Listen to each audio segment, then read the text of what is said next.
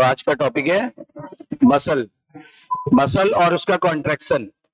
ठीक है, देखिए मसल्स तीन प्रकार की होती है। एक होती है जो हार्ट में होती है, उसे बोलते हैं कार्डियक मसल, या हिंदी में बोलते हैं हृदय पेशियां, हृदय पेशियां या मांसपेशियां। दूसरी होती है जो हमारे हड्डियों के टच में होती है, देखिए जैसे ये आर्म में दिया हुआ है, आर्म, ये बाह का फिगर बना हुआ है ना, तो इसमें जो मसल्स होती हैं वो होती है स्केलेटल, क्योंकि ये हड्डी के टच में है इसलिए नाम पड़ा है स्केलेटल। बताइए हड्डियों के टच में जो मसल होती है उन्हें क्या बोलते हैं? यानी हिंदी में कंकाल पेशियां, सुना होगा आपने, कंकाल पेशियां। और इसी को ऐच्छिक पेशियां भी कहते हैं। क्यों कहते हैं? क्योंकि ये हमारी इच्छा से कंट्रोल होती है, ये हमारे विल पावर से कंट्रोल होती है, इसलिए इसको ऐच्छिक पेशियां भी कहा जाता है। ठीक है ना, ये आ जाइए, जहां हड्डियां नहीं होती हैं, जहां बोन्स नहीं होती है, वहां पे कुछ ऐसी मांसपेशियां पाई जाती हैं। इस तरह की मांसपेशियों में देखो कोई अल्टरनेट डार्क और लाइट बैंड नहीं पाए जा रहे। आप यहाँ देख पा रहे होंगे, इसमें देखो कुछ एक डार्क एक लाइट, एक डार्क एक लाइट, एक डार्क एक लाइट, तो यहाँ पे ये बैंड्स पाए जाते हैं, पर यहाँ ऐसा कोई बैंड नहीं है, इसीलिए ये चिकनी दिखती है, स्मूथ दिखती है, इसलिए इसका नाम पड़ गया स्मूथ मसल, हिंदी में चिकनी पेशियां। और ये हमारे विल पावर यानी इच्छा के कंट्रोल में नहीं होती, इसलिए इसे क्या बोलते हैं? अनैच्छिक। तो एक बार हिंदी में बताते हैं, हृदय पेशियां, ऐच्छिक पेशियां या कंकाल पेशियां, और ये अनैच्छिक या चिकनी मांसपेशियां। इंग्लिश में बताते हैं कार्डियक मसल, स्केलेटल या वॉलेंट्री मसल। स्केलेटल यानी कंकाल, वॉलेंट्री यानी ऐच्छिक। ये आ जाइए, ये है इंटरनल मसल्स, विसरल मसल भी कहते हैं, इंटरनल मसल्स या विसरल मसल। और चूंकि देखने में चिकनी है इसलिए इंग्लिश में बोल सकते हैं स्मूथ मसल। तो मसल कितने प्रकार की होती हैं? तीन। ठीक है, कौन सी मसल हमारे इच्छा के अंडर में होती है? Skeletal muscle. अच्छा, स्केलेटल क्यों बोला? क्योंकि ये हड्डी के ऊपर होगी, हड्डी के आसपास होगी, हड्डी के डायरेक्ट टच में होगी, इसलिए इसका नाम पड़ा स्केलेटल मसल। अच्छा, ये जो है ये हड्डी के संपर्क में नहीं होगी, इसलिए इसका नाम पड़ा स्मूथ मसल। क्लियर है? किसमें कौन सी मसल ब्रांच दिख रही है, कौन सी मसल में शाखाएं दिख रही हैं? Sir cardiac. क्या ये ब्रांच होती है? नहीं। क्या ये ब्रांच होती है? नहीं सर। अच्छा, इसमें इसमें एक सेल में एक न्यूक्लियस होता है, इसमें एक सेल में बहुत सारे न्यूक्लियस होते हैं, इसमें भी एक सेल में एक न्यूक्लियस होता है। तो याद रखिएगा, ये मल्टी न्यूक्लिय, ये सिंगल न्यूक्लिएटेड होती है, ये मल्टी न्यूक्लिएटेड होती है, ये सिंगल न्यूक्लिएटेड होती है। क्लियर है ना?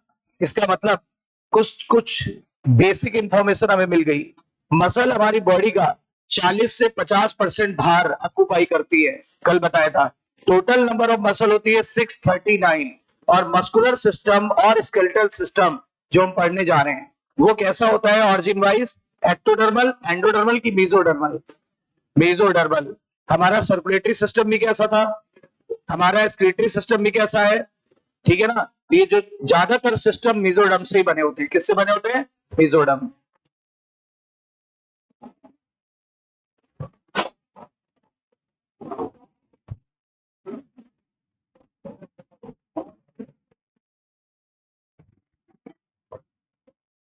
तो मसल कितने प्रकार की होती है? तीन। पहले मैं इन जनरल बता दूं फिर नोट्स बनवाता हूं। कह रहा है आपने सीलिया और फ्लैजिला के बारे में पढ़ा है, कल ही पढ़ा है।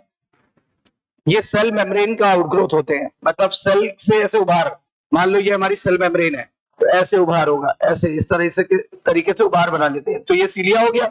और लंबे लंबे उभार बनाए तो फ्लैजिला हो गया। मतलब दोनों ही, चाहे सीलिया हो चाहे फ्लैजिला हो, they are the outgrowth of cell membrane, यानी कि कोशिका कला का डेरिवेटिव है, या उसी से डिराइव हुआ है, या उसी से मॉडिफाई होके बना है। फ्लैजिलर मूवमेंट कल ही देख लिया था, ये स्विमिंग करता है, स्विमिंग में मदद करता है। किसकी स्विमिंग में मदद करता है? स्पर्म। स्पर्म का दूसरा नाम स्पर्मेटोजोआ। स्पर्म का दूसरा नाम है स्पर्मेटोजोआ। और क्या, और कहां पाया गया था याद करो? स्पंज की फ्लैजिलेटेड सेल में। फ्लैजिलेटेड सेल को कोएनोसाइट सेल भी कहा था। और इसने क्या किया था? पानी को धारा दिया था, पानी को दिशा दिया था, पानी को करंट दिया था। तो देखो क्या लिखा है, maintenance of water current in canal system of sponges, कल ही पढ़ा था। And in locomotion of protozoans like Euglena, Euglena में भी था, 3 जगह पढ़ा था। नंबर 1 स्पर्म, नंबर 2 स्पॉन्जेस के कोएनोसाइट सेल्स या फ्लैजिलेटेड सेल में, नंबर 3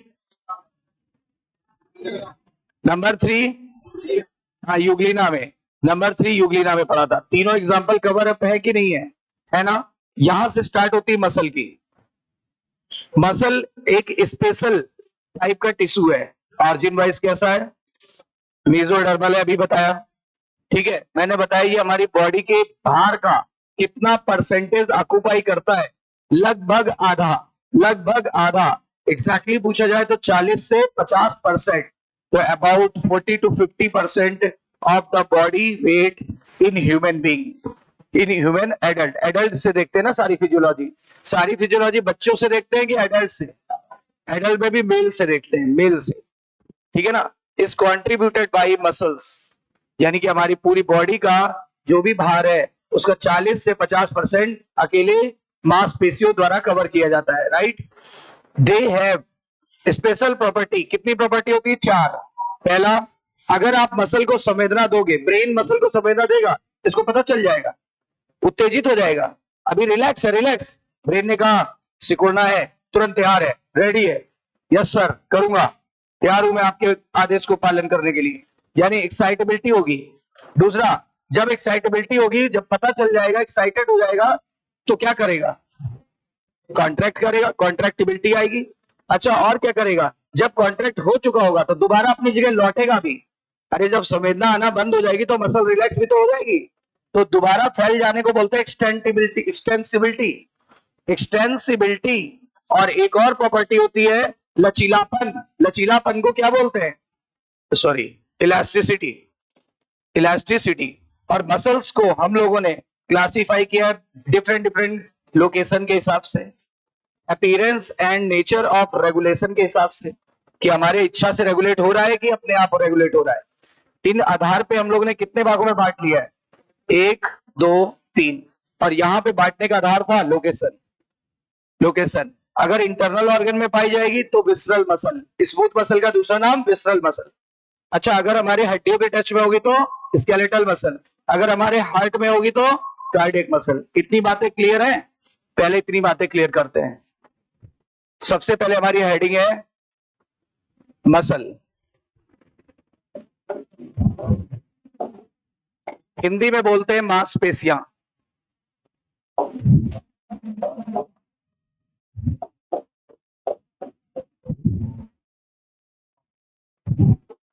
हिंदी में बोलते हैं मांसपेशियां। अब आप बताइए मसल में क्या प्रॉपर्टी होती है। मसल होती है मेसोडर्मल इन ऑरिजिन। इसकी उत्पत्ति किससे होती है, एक्टोडर्म, मेसोडर्म की एंडोडर्म। इसका ये बॉडी वेट का कितना ऑक्युपाई करती है,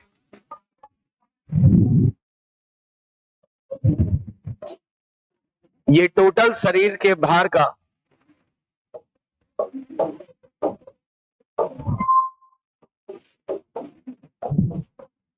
40 to 50% ऑक्युपाई करती है, 40 to 50% ऑक्युपाई करती है। और ये स्पेशल टिश्यू है जिसमें 4 प्रॉपर्टी पाई जाती है।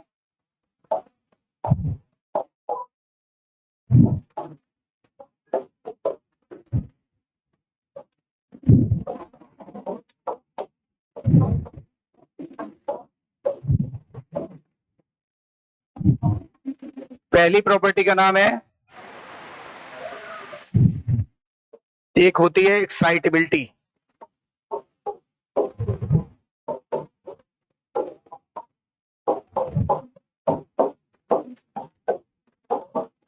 उत्तेजनशीलता, यानी जब भी संवेदना इसको मिलेगी ये एक्साइटेड अवस्था में रेडी है, एक्साइटेबिलिटी। दूसरी प्रॉपर्टी है कॉन्ट्रैक्टिबिलिटी,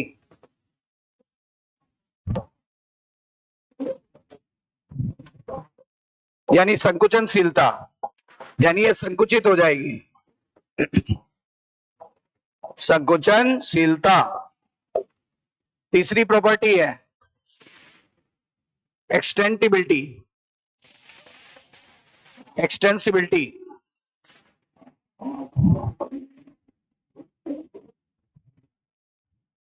यानी शिथिलता।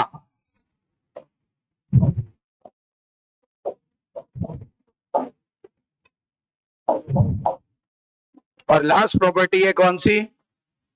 लास्ट प्रॉपर्टी हो गई आपकी इलास्टिसिटी, यानी क्या? लचीलापन। ये चारों प्रॉपर्टी हमारे मसल्स की स्पेशल प्रॉपर्टी है, ये चारों प्रॉपर्टी मसल्स की स्पेशल प्रॉपर्टी है। तो बताइए मसल ऑरिजिन वाइज कैसा है, एक्टोडर्मल, मेसोडर्मल कि एंडोडर्मल? मेसोडर्मल। ज्यादातर हमारे सिस्टम मेसोडर्म से ही बने हैं। हमारे शरीर में 3 लेयर थी, कुछ से कुछ सिस्टम बने, कुछ से कोई और बना, कुछ से कोई और बना, कुछ से एक्टोडर्म और कुछ एंडोडर्म और कुछ मेसोडर्म, लेकिन ज्यादातर कैसे बने हैं? मेसोडर्म से। तो मेसोडर्मल इन ऑरिजिन टोटल शरीर के बाहर का 40 से 50% ऑक्युपाई करता है। स्पेशल टिश्यू है जिसमें 4 प्रॉपर्टीज पाई जाती है, पहली एक्साइटेबिलिटी, दूसरी कॉन्ट्रैक्टिबिलिटी, तीसरी एक्सटेंसिबिलिटी और चौथा इलास्टिसिटी।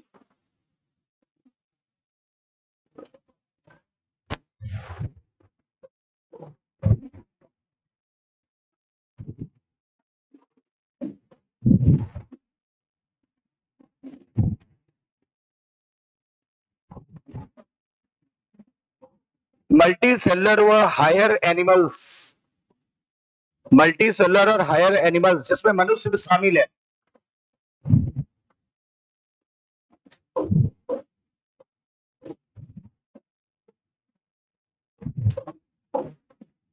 इनमें ज्यादातर मस्कुलर मूवमेंट ही होता है, ज्यादातर मसल्स मूवमेंट एंड लोकोमोशन में हेल्प करती है, मूवमेंट व लोकोमोशन में हेल्प करती हैं।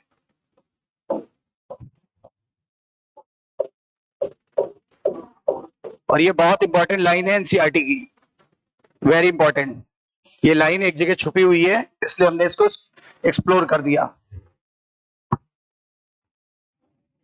मल्टी सेलुलर और हायर एनिमल्स जिसमें मनुष्य इंक्लूडेड है, इनमें ज्यादातर मसल्स मूवमेंट और लोकोमोशन में हेल्प करती हैं। मतलब हम लोग में जितना भी लोकोमोशन और मूवमेंट हो रहा है, they all are with the help of muscle. हमारे अंदर मस्कुलर मूवमेंट ज्यादा होता है कि non muscular? Muscular. Non muscular बहुत कम होता है, नॉन मस्कुलर बहुत कम होता है।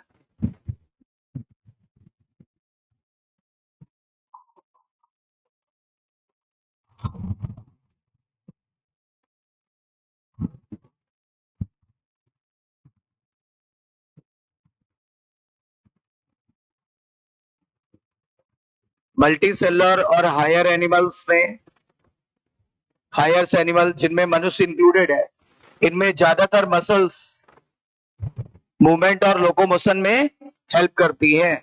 मतलब कहना ये चाहते हैं कि हायर एनिमल्स जिसमें मैन भी शामिल है, बताइए उनमें कौन सा मूवमेंट ज्यादातर होता है, मस्कुलर की नॉन मस्कुलर? मस्कुलर, मतलब मांसपेशियों द्वारा ही मूवमेंट होता है। देखो मैं बोल भी रहा हूं तो मेरे टंग में मूवमेंट हो रहा है, मेरे जबड़े में मूवमेंट हो रहा है, ठीक है ना, मेरे और भी आसपास की चीक्स मसल में भी मूवमेंट हो रहा है ना, तब जाके मैं बोल पा रहा हूँ। क्लियर? आप नहीं खिला रहे हो, आप हाथ से लिख रहे हो, मस्कुलर मूवमेंट हो रहा है। आप इधर उधर ऐसे कर रहे हो, पोस्चर चेंज कर रहे हो, ये भी मस्कुलर मूवमेंट है। आपके आईबॉल्स में मस्कुलर मूवमेंट है, आपके आईलिड्स में मस्कुलर मूवमेंट है। तो ये सारा मस्कुलर मूवमेंट, आपका हार्ट धड़क रहा है वो भी मस्कुलर मूवमेंट है। आपका जो यूरिनरी ब्लैडर है उसमें यूरिन बन बन के इकट्ठा हो रहा है और वो फैल रहा है, फूल रहा है, वो फैल रहा है, यानी वो भी मस्कुलर मूवमेंट है, राइट? यानी इन हायर एनिमल्स यानी मल्टी सेलर में जिसमें मनुष्य शामिल है, ज्यादातर मस्कुलर मूवमेंट ही देखा गया है।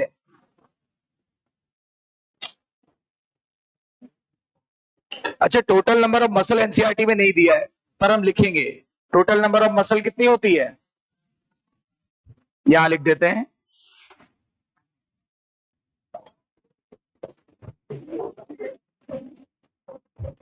Total numbers of muscle in our body, हमारी बॉडी में कितनी होती है, 639। जबकि हड्डियां होती हैं 206, वो आगे लिखाऊंगा। हमारे शरीर में टोटल कितनी होती हैं मसल्स, 639। और बोन्स कितनी होती है, 206, 206। तो हमारे मसल की 4 प्रॉपर्टी क्या है, पहली प्रॉपर्टी, संवेदना दोगे उत्तेजित हो जाएगी। दूसरा, उस संवेदना को उत्तेजित होने के बाद सिकुड़ जाएगी, फिर फैल के वापस आ जाएगी, और फिर लचीलापन होगा। ये 4 प्रॉपर्टी मसल की बहुत यूनिक प्रॉपर्टीज है। और हमारी मसल मीजोडर्मल है, हमारा स्केलेटन सिस्टम भी मीजोडर्मल है, हमारा स्क्रीटरी सिस्टम भी मीजोडर्मल है, ज्यादातर सिस्टम मीजोडर्मल है। अगर कोई एंडोडर्मल या एक्टोडर्मल आएगा तो वो आपको आगे बताया जाएगा, राइट।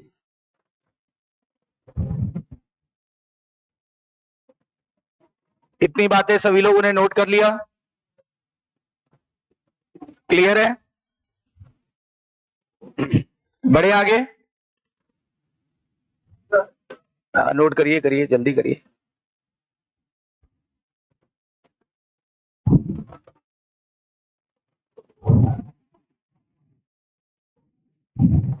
तो हम लोग पढ़ रहे हैं मसल यानी मांसपेशियां। Total number of muscle 639। Muscles 3 प्रकार की होती हैं, अभी आपको बताया गया, अभी मैं नोट करा रहा हूं आपको।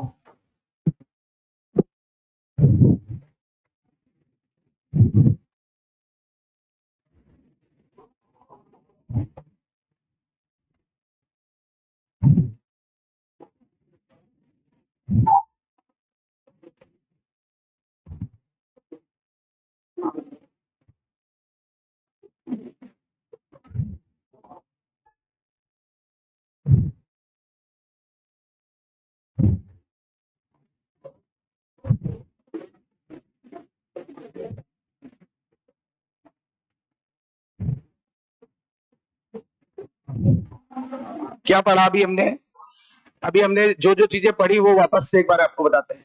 मसल स्पेशल टिश्यू है जिसकी ऑरिजिन कैसी थी, मसल पूरे बॉडी का भार का कितना ऑक्युपाई करता है, 40 से 50%, ठीक है ना। अच्छा, और मसल में स्पेशल प्रॉपर्टीज होती हैं, कितनी प्रॉपर्टीज होती, 4। पहला एक्साइटेबिलिटी, दूसरा कॉन्ट्रैक्टिबिलिटी, तीसरा मतलब जब भी मसल को संवेदना दोगे तुरंत इसको पता चल जाएगा और ये सिकुड़ जाएगा, ठीक है ना। अच्छा, मसल से संवेदना हटाओगे तो क्या हो जाएगा, वापस फैल जाएगा। और इसकी इस प्रॉपर्टी को इलास्टिसिटी या लचीलापन कहते हैं, ठीक है ना। तो ये 4 प्रॉपर्टीज होती हैं। और मसल्स को हमने लोकेशन, नेचर के आधार पे, रेगुलेशन के आधार पे डिफरेंट डिफरेंट कैटेगरीज में डिवाइड किया है। तो आइए हम लोग देखते हैं इसके आगे का।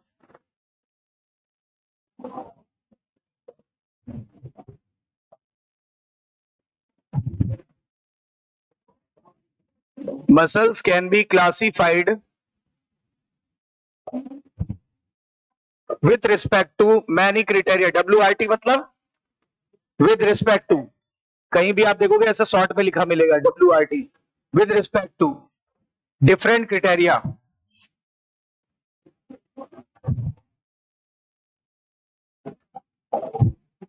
Can be classified with respect to different criteria. मतलब बहुत सारे पैमाने हैं इसको डिवाइड करने के, different criteria. But on the basis of location, लेकिन लोकेशन के आधार पे, इट मे बी 3 टाइप, कितने प्रकार की हो सकती है, इट मे बी 3 टाइप्स, 3 प्रकार की हो सकती है। पहला सुनिए, पहला होता है स्केलेटल, जिस ऑर्डर में एनसीईआरटी ने दिया है हम उसी ऑर्डर में चलेंगे। पहला स्केलेटल और एम फॉर मसल। दूसरा होता है विसरल मसल।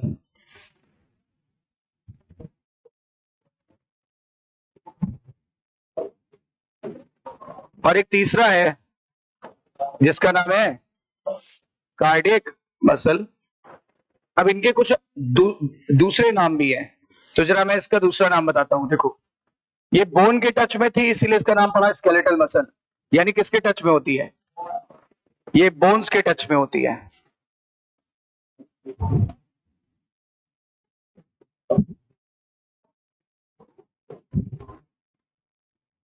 इसीलिए इसका नाम पड़ा skeletal muscle.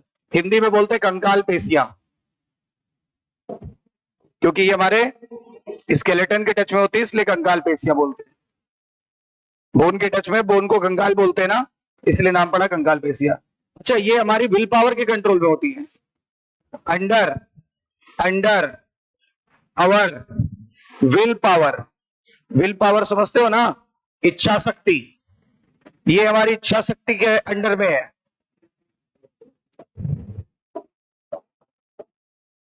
And that is, इसीलिए बुलाएंगे, क्या बुलाएंगे? वॉलेंट्री। और हिंदी लिख दे रहे हैं इधर ऐच्छिक। ये ऐच्छिक पेशी है, इसलिए इसको ऐच्छिक पेशी भी कहते हैं। अनब्रांच थी कि ब्रांच थी? जल्दी बोलो।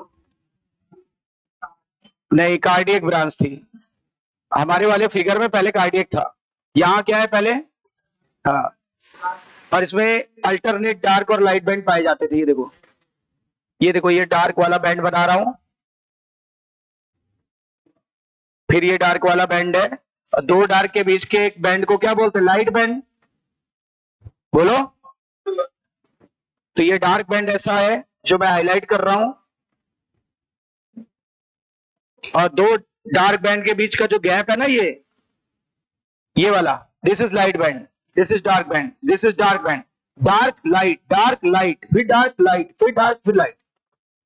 और एक मसल में एक ही न्यूक्लियस होगा, अभी बता देता हूं, रुक जाइए। अनब्रांच दिख रही कि ब्रांच? अनब्रांच है। अच्छा, ये कहां होती है?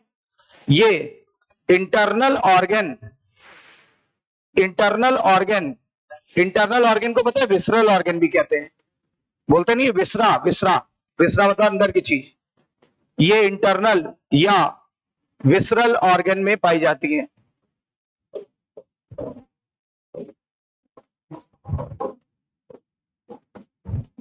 ये इंटरनल ऑर्गन या विसरल ऑर्गन में होती है। ये इंटरनल ऑर्गन या विसरल ऑर्गन में होती है, इसलिए इनका नाम पड़ा विसरल मसल या इंटरनल मसल भी बोल सकते हैं। ठीक है ना? और ये हमारे विल पावर में नहीं होंगी। Not under our will power, not under our will power, मतलब ये ऐच्छिक नहीं है। दैट इज इनवॉलेंट्री की वॉलेंट्री? Sir, involuntary. इनवॉलेंट्री का मतलब होता है अनैच्छिक पेशियां, मतलब अनैच्छिक पेशियां है ये। अनैच्छिक पेशी हमारी इच्छा से कंट्रोल ही नहीं होगी, ये हमारी इच्छा के कंट्रोल से बाहर हो गई, इसका मतलब ये अनैच्छिक पेशियां है।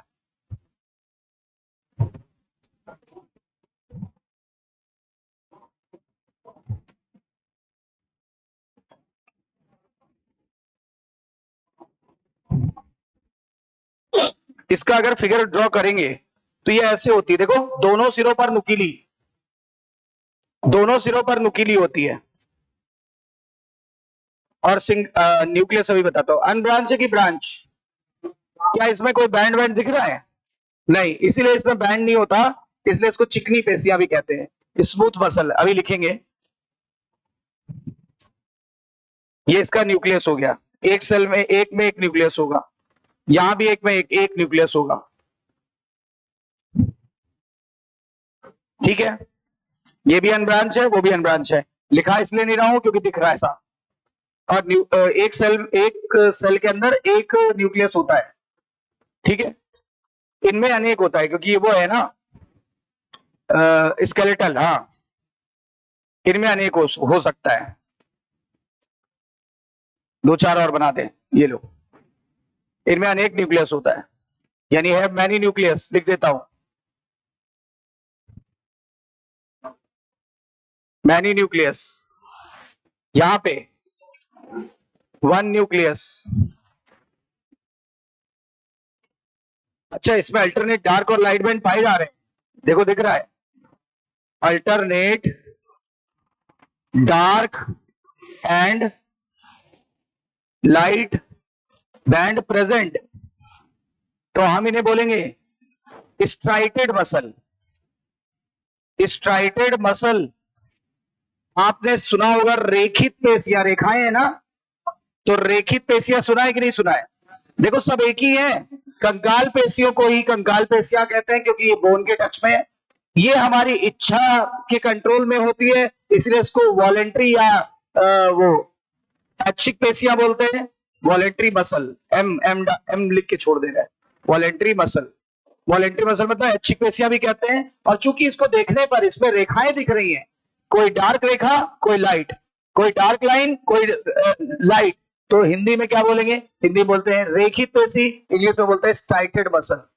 स्ट्राइटेड मसल, कहीं पे अल्टरनेट डार्क और लाइट चीज हो तो उसको बोलते हैं स्ट्राइटेड।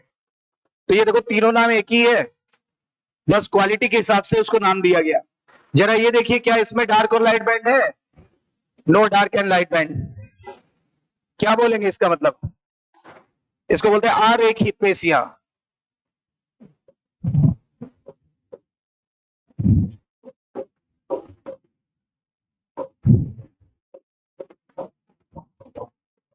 हम सीधे पहले बोलते हैं स्मूथ मसल, या तो स्मूथ मसल बोलो, चिकनी पेशियां।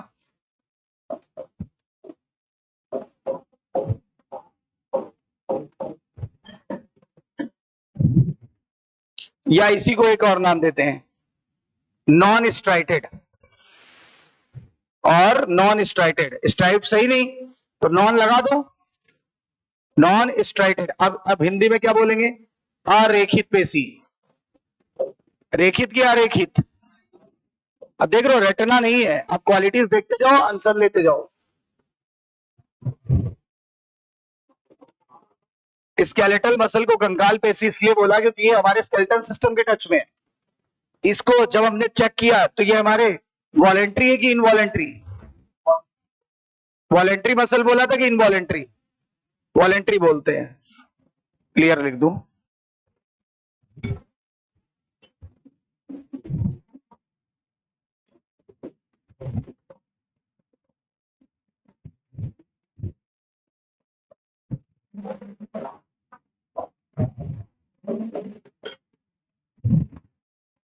ऐच्छिक पेशी।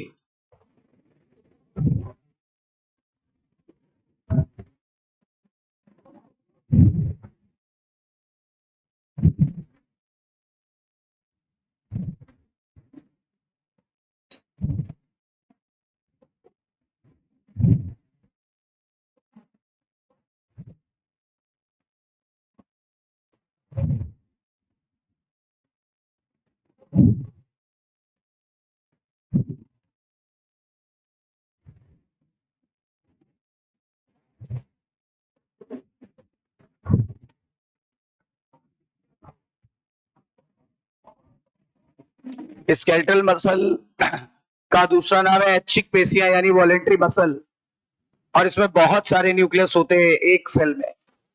यहां पर अल्टरनेट डार्क और लाइट बैंड साफ दिख रहा है, इसलिए इसको इंग्लिश में स्ट्राइटेड मसल और हिंदी में रेखित पेशियां भी आपने सुना होगा। सही है ना? अब यहां आते हैं, ये हमारे कंट्रोल में नहीं है तो मैंने वॉलेंट्री का उल्टा लिख दिया इनवॉलेंट्री, यानी ऐच्छिक का उल्टा लिख दिया अनैच्छिक, और इसमें हमें कहीं डार्क और लाइट बैंड नहीं दिखा, मतलब ये स्मूथ है, इसलिए नाम पड़ा स्मूथ मसल। अच्छा, लेकिन स्मूथ मसल के साथ साथ हम ये भी तो कह सकते हैं कि इसमें रेखाएं नहीं है, तो बोल सकते हैं हिंदी में अरेखित पेशियां, यानी क्या? अरेखित पेशियों को क्या कहते हैं? नॉन स्ट्राइटेड के स्ट्राइटेड, नॉन स्ट्राइटेड, या कहीं कहीं अनस्ट्राइटेड भी लिख देता है, बात एक ही है। अगर अनस्ट्राइटेड लिखा है तो भी घबराने की जरूरत नहीं है। कार्डियक मसल कहां पाई जाती हैं? They are present in our heart, present in heart, ये हार्ट में पाई जाती है। अच्छा, ये बिल्कुल देखने में वैसी लगती है स्ट्राइटेड, इसका स्ट्रक्चर बिल्कुल वैसा है, यानी स्ट्रक्चरली किसके समान है? स्ट्रक्चरली सिमिलर टू किसके समान है? स्केलेटल, बस नहीं नहीं स्केलेटल मत बोलो, स्ट्राइटेड बोलो। क्यों? क्योंकि इसमें भी स्ट्रिप्स पाए जाते हैं ना।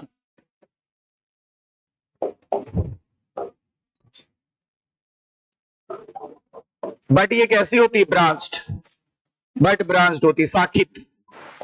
इसमें शाखाएं होती है, अभी फिगर दिखाया था मैंने आपको, पर ये शाखित होती है। ये अशाखित अशाखित शाखित, यानी अनब्रांच अनब्रांच ब्रांच। लेकिन ये फंक्शनली कैसी होती है? देखो दोनों में अलग अलग बातें हैं। स्ट्रक्चरली कैसी है और फंक्शनली सिमिलर टू, इस फंक्शनली सिमिलर नहीं, स्मूथ मत नहीं बोलोगे। क्यों नहीं बोलेंगे? यही तो समझाना चाहता हूं। स्मूथ बोल रहे हो इसका मतलब आप तो ये बता रहे हो कि अल्टरनेट डार्क और लाइट बैंड नहीं है। आप तो ये बता रहे हो, ये नहीं बताना है। ये बताओ काम करने में किसके समान है? इनवॉलेंट्री मसल बोलो ना। समझ में आई कुछ बात? बात घुसी दिमाग में? आपको ये नहीं बोलना, आपको ये भी नहीं बोलना है यहाँ पे, जैसे यहाँ बोल रहा है आप बोल दो structurally similar to skeletal muscle ना। आपको ये नहीं बोलना, ये भी मत बोलो कि structurally similar to voluntary muscle. नहीं नहीं नहीं, स्ट्रक्चर समान है, इसके समान है। तो क्या डार्क और लाइट बैंड मिल रहा है ना, तो यानी क्या बोलेंगे? स्ट्राइटेड, यानी structurally similar to striated muscle, but ये ब्रांच होती है, वो अनब्रांच थी। एक एक अंतर है। दूसरा अंतर, फंक्शनली इसके समान है। इनवॉलेंट्री बोलना, स्मूथ मत बोल देना। स्मूथ बोलोगे ऑप्शन गलत। आया हुआ क्वेश्चन है नीट में, नीट में आया हुआ क्वेश्चन है, यही तो गलती करते हैं। अगर आप बोलते हो स्मूथ, इसका मतलब एक तरफ कह के आ रहे हो कि स्ट्राइटेड है और दूसरी तरफ कह के आ रहे हो स्मूथ मसल है। दोनों बातें कंट्राडिक्टरी नहीं हो गई? एक तरफ कह रहे हो डार्क और लाइट बैंड है, दूसरी तरफ कह रहे हो नहीं ये चिकनी पेशियां हैं, तो डार्क और लाइट बैंड कहां चले गए? सही है कि नहीं है? इसका मतलब फंक्शनली सिमिलर टू क्या बोलना चाहिए? इनवॉलेंट्री, यानी काम में अनैच्छिक है, यानी संरचनात्मक रूप से रेखित है पर कार्यात्मक रूप से अनैच्छिक है। अब समझ में आई कुछ बात? संरचनात्मक रूप से किसके समान है? स्ट्राइटेड, यानी रेखित पेशियों के समान है, लेकिन कार्यात्मक रूप से किसके समान है? हाँ, अनैच्छिक। आया हुआ क्वेश्चन है, याद करिए, याद रखिएगा। अच्छा, ये ब्रांच होती है तो उसमें कुछ इमेजिनेशन हो जाए तो ज्यादा बेटर है। ये देखो,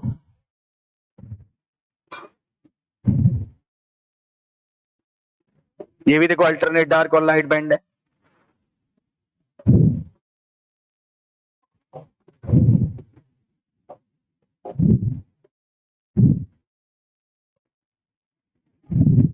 लेकिन ब्रांच है कि अनब्रांच?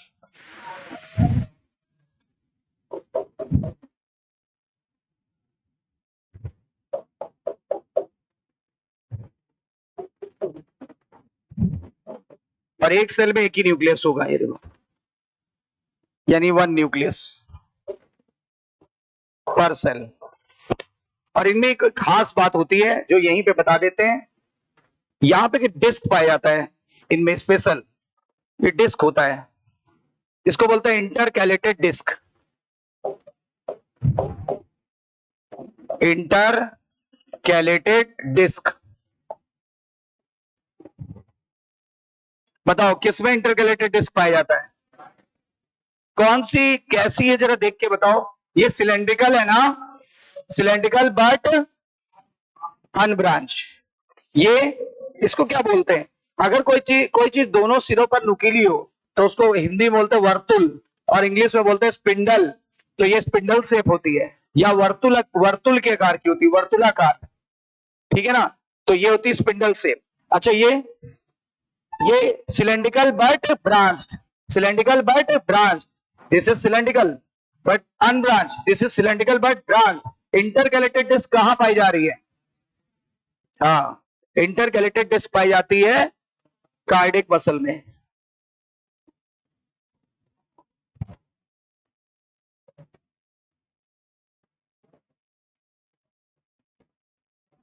एक बार मैं क्लैरिफाई कर दे रहा हूं, स्केलेटल मसल हमारे बोन्स के टच में है, इसलिए नाम पड़ा स्केलेटल मसल। और ये हमारी विल पावर के कंट्रोल में है, नाम पड़ा वॉलेंट्री या ऐच्छिक पेशियां। इसमें जब चेक किया गया तो पता चला कि बहुत सारे न्यूक्लियस पर सेल होते हैं और इसमें अल्टरनेट डार्क और लाइट बैंड साफ दिख रहे हैं, तो हम लोग ने कहना चालू कर दिया स्ट्राइटेड मसल या रेखित पेशियां यहां आए।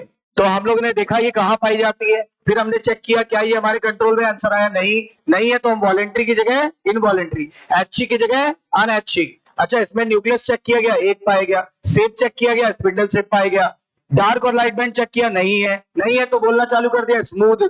अच्छा, लेकिन स्मूथ को और भी तो एक चीज बोल सकते हैं, स्ट्राइटेड का उल्टा नॉन स्ट्राइटेड बोल सकते हैं। अब ये चेक किया हम लोगों ने, ये हार्ट में पाई जाती है, इसका स्ट्रक्चर चेक किया उसके समान है बट ब्रांच्ड है, लेकिन इसका फंक्शन चेक किया इसके समान है, इनवॉलेंट्री। और जब हमने डिस्क चेक करने चालू किए तो उनमें कोई डिस्क नहीं थी, इनमें कोई डिस्क नहीं, इनमें डिस्क है, दैट इज इंटरकैलेटेड डिस्क, पढ़ेंगे आगे।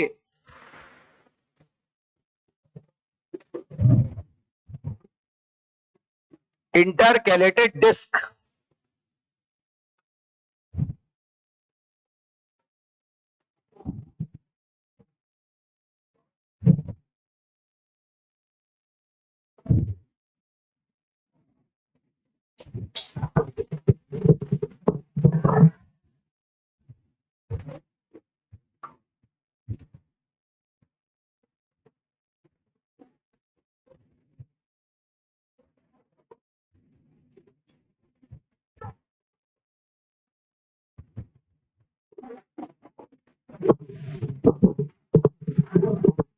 तो इंटरकैलेटेड डिस्क किसमें पाया जाता है,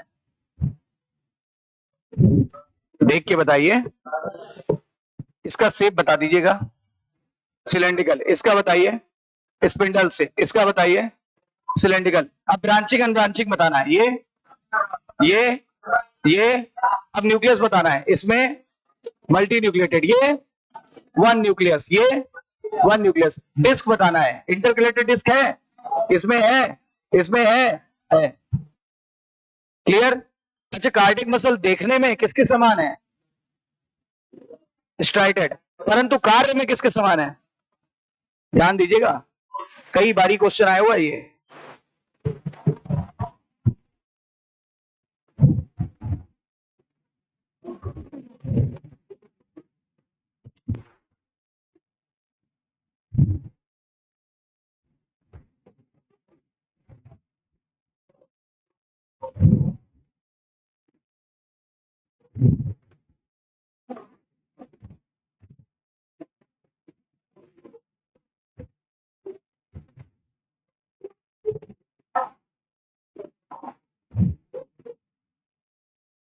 यहां तक क्लियर हो गया सभी का।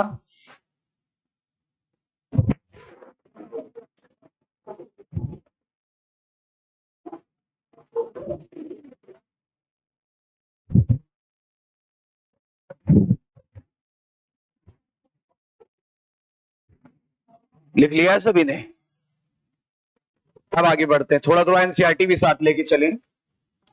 लोकेशन के आधार पे मसल्स कितने प्रकार की थी, तीन, पहला स्केलेटल, दूसरा विसरल, तीसरा कार्डियक। हमने ऑर्डर सेम लिया है एनसीईआरटी का। स्केलेटल मसल क्या होती है, ये किसके साथ एसोसिएटेड होती है, हड्डियों के साथ, यानी स्केलेटन कंपोनेंट के साथ होती है ऑफ आवर बॉडी।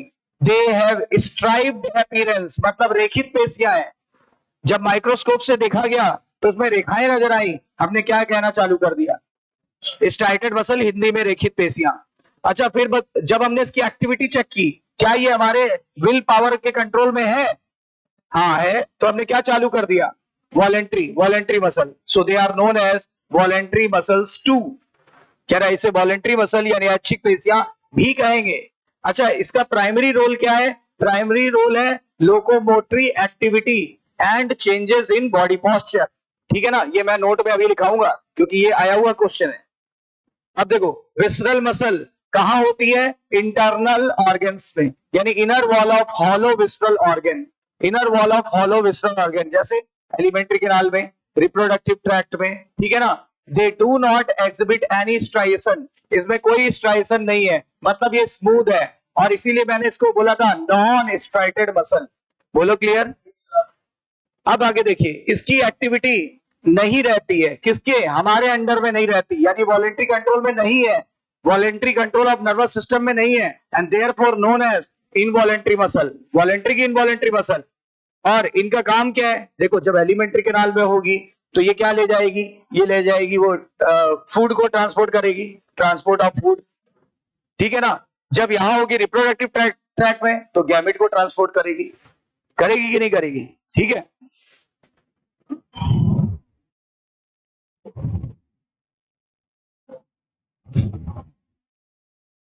अब देखिए अगली वाली, कह रहा है जैसा नाम से क्लियर हो रहा है कार्डियक मसल्स पाई जाती है हार्ट में, मैनी कार्डियक मसल असेंबलेज इन ब्रांचिंग पैटर्न, मतलब बहुत सारे कार्डियक मसल ब्रांच देखी जाती है इनमें, इनमें बहुत सारे में ब्रांच देखी जाती है, तो ब्रांच मैंने आपको दिखाया था। और ये बनाती है cardiac muscle based on appearance, appearance के आधार पे कार्डियक मसल कैसी है, लेकिन फंक्शन के आधार पे कैसी है, involuntary in nature as the nervous system does not control their activity directly, मतलब इसका फंक्शन डायरेक्टली कंट्रोल नहीं कर पाता। कंफर्म, आगे बढ़ते हैं।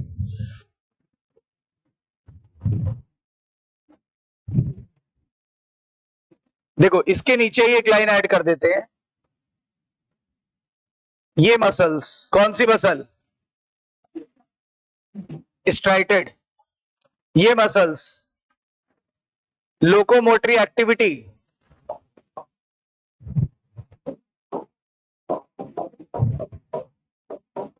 एक्टिविटीज, वो बॉडी पोस्चर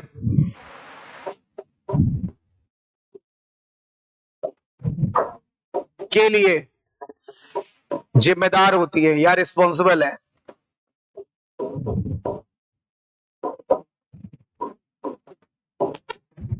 एग्जाम्पल बता दें, बाइसेप्स इसका बेस्ट उदाहरण है, बाइसेप्स देखो मेरे कितना बढ़िया है, ट्राइसेप्स देखो सपाट है, क्वाड्रिसेप्स देखो, ये बाइसेप्स, ये ट्राइसेप्स और ये क्वाड्रिसेप्स, बाइसेप्स क्वाड्रिसेप्स और बाइसेप्स ट्राइसेप्स और क्वाड्रिसेप्स, इसमें दो प्लेसेस होती हैं जुड़ने के, इसलिए बाइसेप्स, इसमें 3 होती हैं ट्राइसेप्स, और ये पैर वाली में जांग वाली में 4 होती है, नाम पड़ा क्वाड्रिसेप्स, आगे पढ़ोगे मेडिकल कॉलेज में, लेकिन यहाँ पे बाइसेप्स आपके एक चैप्टर में दिया हुआ है, बाइसेप्स लिख भी देता हूं, ट्राइसेप्स क्वाड्रिसेप्स। देखो ये वाली कौन सी है, ये वाली, और ये जांग वाली क्वाड्रिसेप्स, है ना, ये तीनों इसके उदाहरण हो गए। यहां आते हैं, ये मसल्स, ये मसल हॉलो विसरल ऑर्गन के इनर वॉल में पाई जाती है, hollow visceral organ, hollow visceral organ की इनर वॉल में पाई जाती है।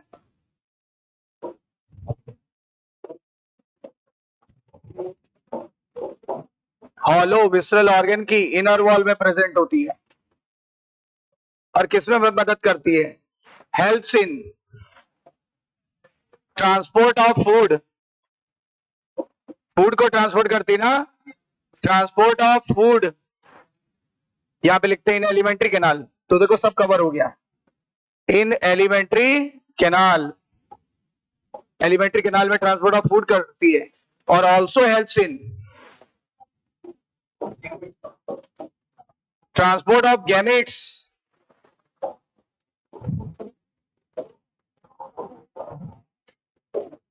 इन जेनाइटल ट्रैक्ट,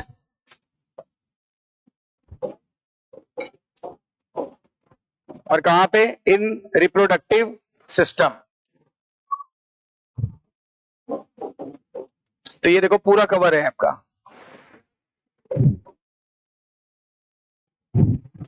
और ये कार्डियक मसल के नीचे लिख देते हैं, ये मसल पूरे शरीर से ब्लड पंप और रिसीव करती है, बोलो सही है, पूरे शरीर में ब्लड पंप व रिसीव करती है, पूरे शरीर में ब्लड को पंप भी करती है और रिसीव भी करती है, यू नो वेरी वेल कि हार्ट का यही काम है, पूरे बॉडी से ब्लड को रिसीव करना और फिर पूरी बॉडी को ब्लड को पंप करना, क्या मसल को ब्लड की जरूरत है? यस सर है। किसी भी ऑर्गन को ब्लड की जरूरत है और किसी भी ऑर्गन से ब्लड वापस भी जाता है। आता है आर्टरी से और जाता है, हाँ बिल्कुल सही।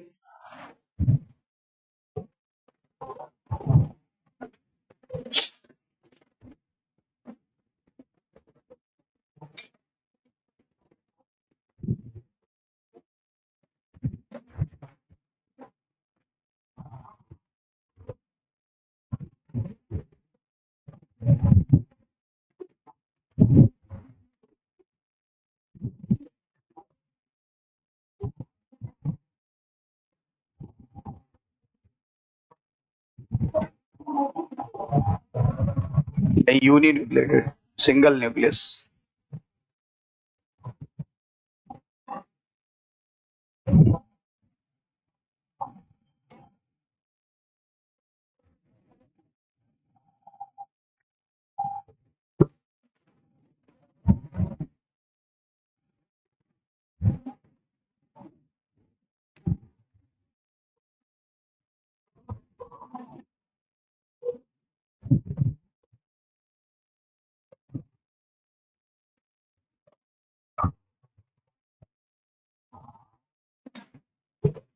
यानी मसल्स के बारे में सारी बेसिक जानकारी से भी ज्यादा जानकारियां आपको मिल गई, इससे ज्यादा की जरूरत है नहीं। अभी जानकारियां तो मैं और डबल भी दे सकता हूं, लेकिन आएगा नहीं नीट में। जितना जरूरी है वो सारा बता रहा हूं। मसल की ऑरिजिन बताइए, मेसोडर्मल। मसल के टोटल नंबर बताइए, 639। टोटल नंबर ऑफ बोन बताइए, हाँ। और आपको बताना है मस्कुलर सिस्टम और स्केलेटल सिस्टम दोनों की ऑरिजिन मेसोडर्मल है या नहीं है? दोनों की है, बताया था ना अभी। कार्डियक मसल देखने में कैसी है? स्ट्राइटेड। लेकिन फंक्शन में कैसी है? इनवॉलेंट्री। बार बार इसलिए पूछ रहा हूं, कई बार ये क्वेश्चन आया हुआ है और बहुत इंपॉर्टेंट है और एनसीईआरटी में भी लिखा हुआ है। हम्म,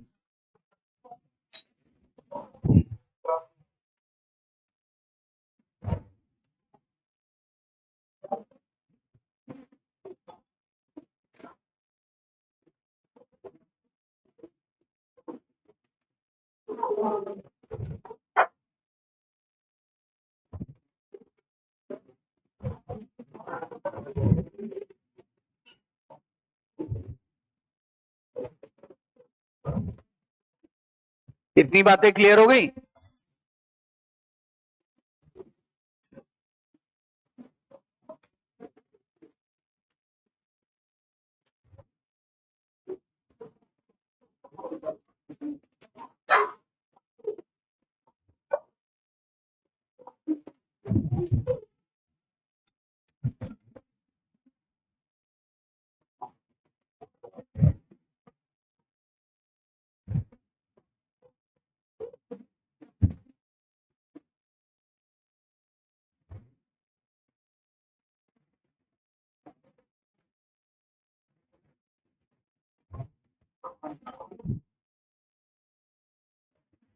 हो गया फिनिश?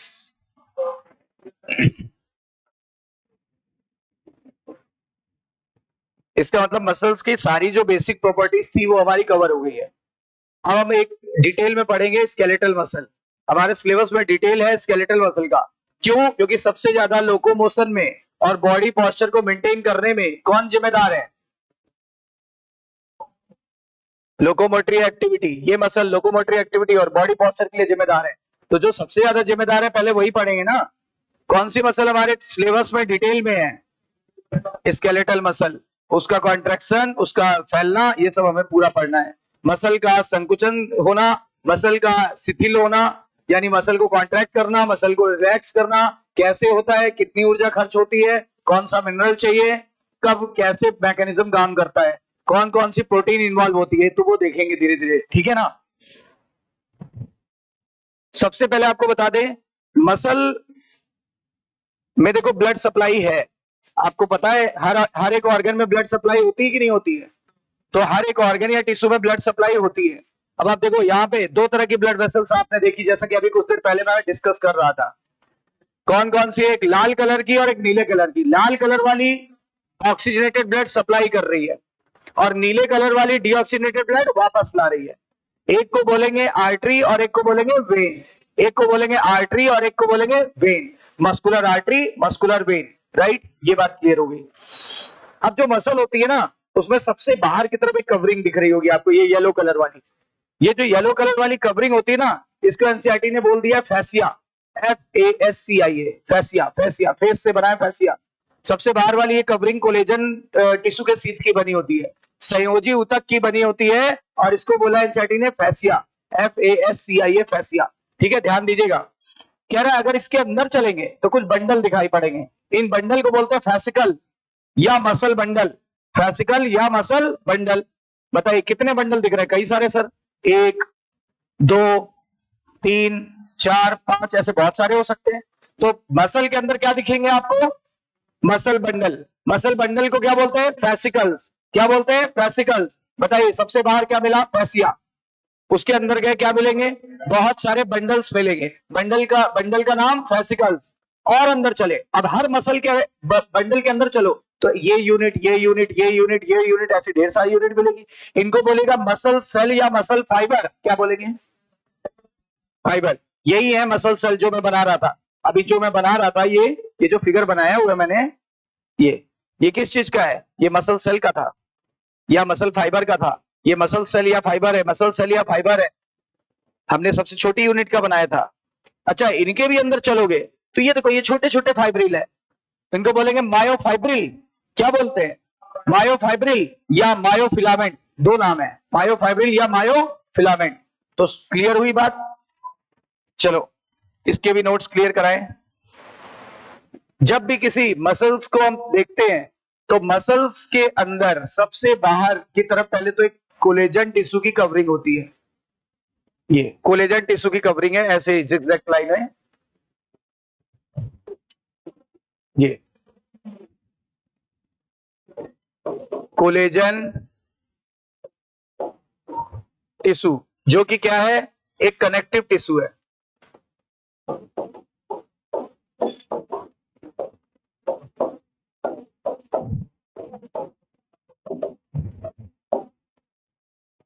कवरिंग या सीथ होती है।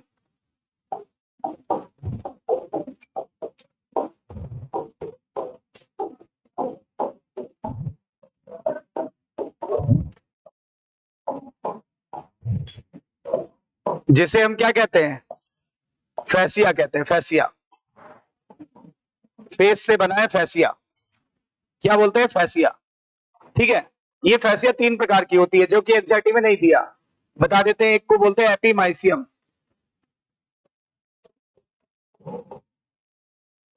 एक को बोलते हैं पेरीमाइसियम, और एक को बोलते हैं एंडोमाइसियम।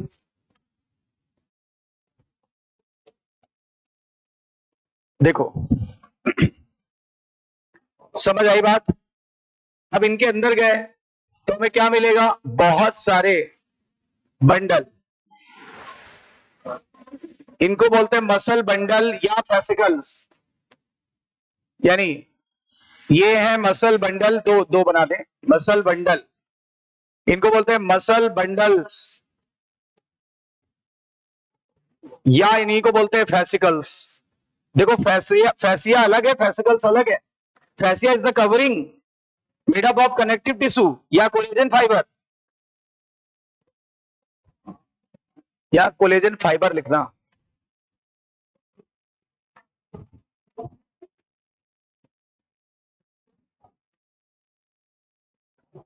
मसल फाइबर या फैसिकल्स होते हैं, मसल फाइबर या फैसिकल्स होते हैं।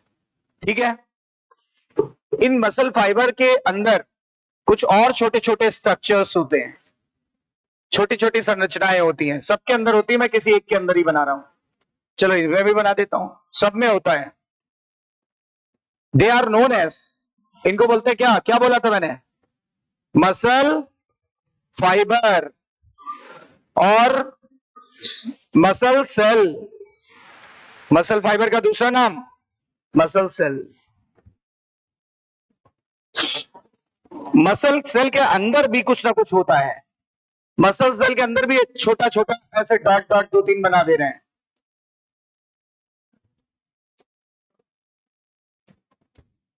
इनके अंदर अब लिख देते हैं,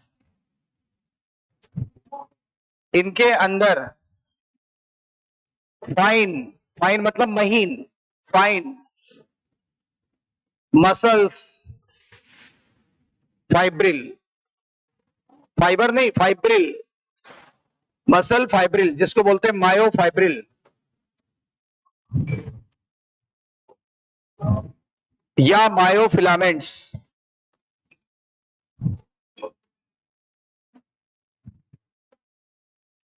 पाए जाते हैं।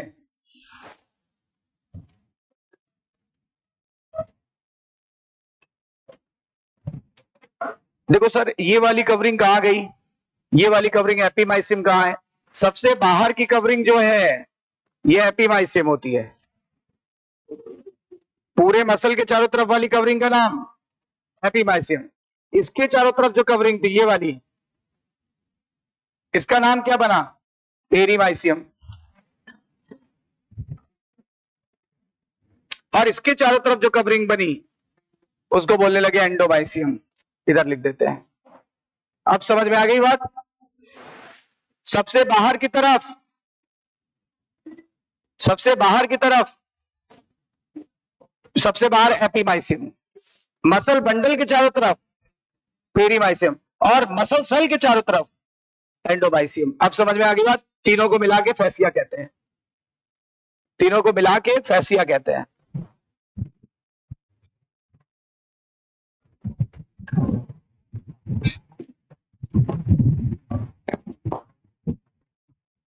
यानी मसल के अंदर गए तो मसल बंडल मिला, मसल बंडल के अंदर गए तो मसल सेल मिली या मसल फाइबर मिला, मसल फाइबर के अंदर गए तो मसल फाइब्रिल मिले, जिनको मायोफाइब्रिल या मायोफिलामेंट्स कहते हैं, मायोफाइब्रिल या मायोफिलामेंट्स कहते हैं। और ये दो प्रकार के अभी पढ़ेंगे। मायोफिलामेंट कितने प्रकार के होते हैं?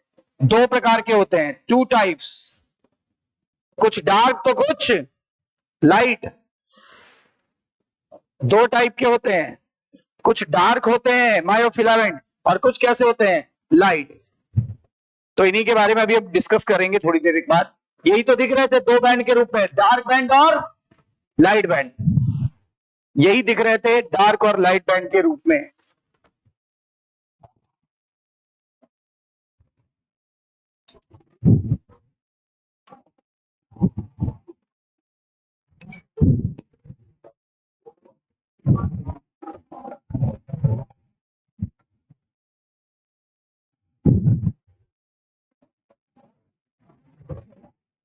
सबसे बाहर एपिमाइसियम, मसल बंडल के चारों तरफ, मसल बंडल के चारों तरफ पेरीमाइसियम।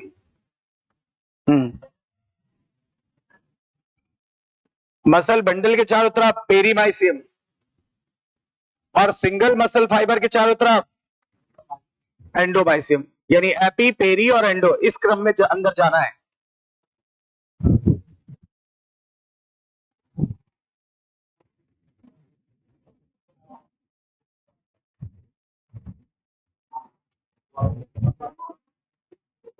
फिगर समझ में आया? एक बार क्लियर कर लो। सबसे बाहर वाला क्या है? एपिमाइसियम। अच्छा, ये मसल बंडल के चारों तरफ वाला क्या है? पेरीमाइसियम। और ये बताओ मसल सेल के चारों तरफ वाला क्या है? एंडोमाइसियम। समझ आ गया ना?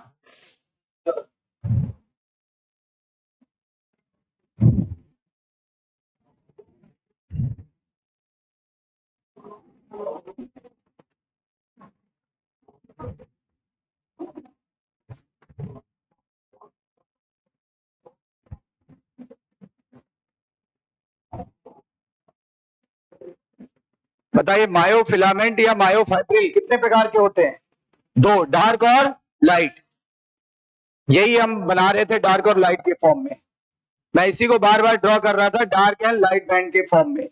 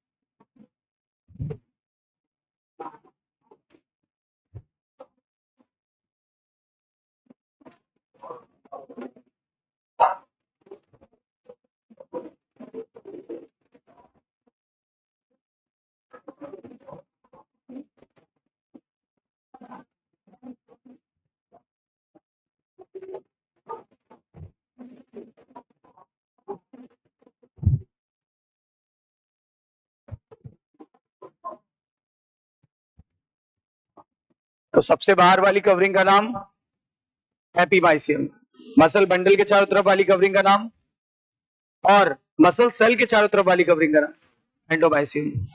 यानी पहले सबसे बड़ी मसल, मसल से छोटी मसल बंडल से छोटा मसल सेल या मसल फाइबर से छोटा मायोफिलामेंट। मायोफिलामेंट कितने प्रकार के होते हैं? दो, डार्क और बस।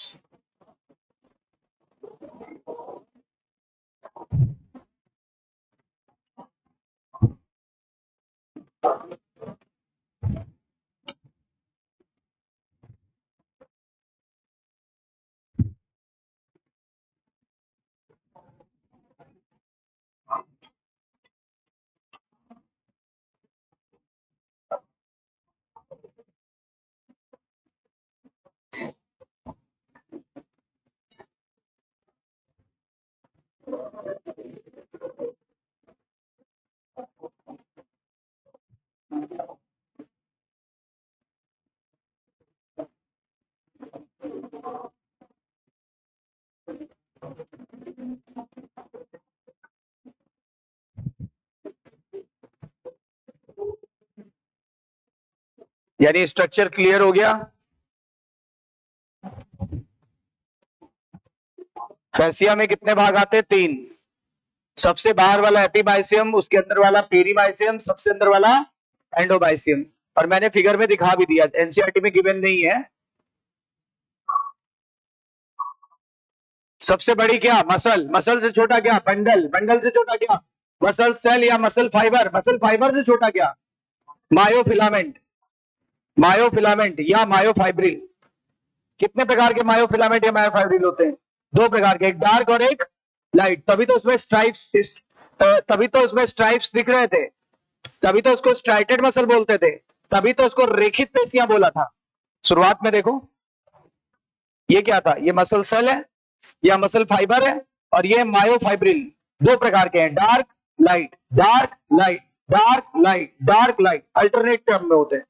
अल्टरनेट मतलब एक के बाद एक। और इसी से इनका अपीयरेंस कैसा दिखाई पड़ता है? स्ट्राइटेड की अनस्ट्राइटेड, मतलब रेखित की अरेखित। राइट।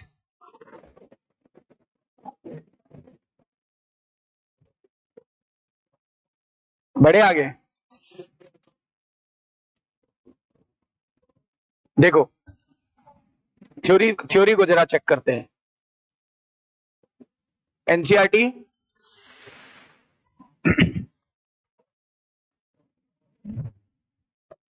लेट अस एग्जामिन, कह रहा है आइए जांचते हैं किसी स्केलेटल मसल का स्ट्रक्चर डिटेल में।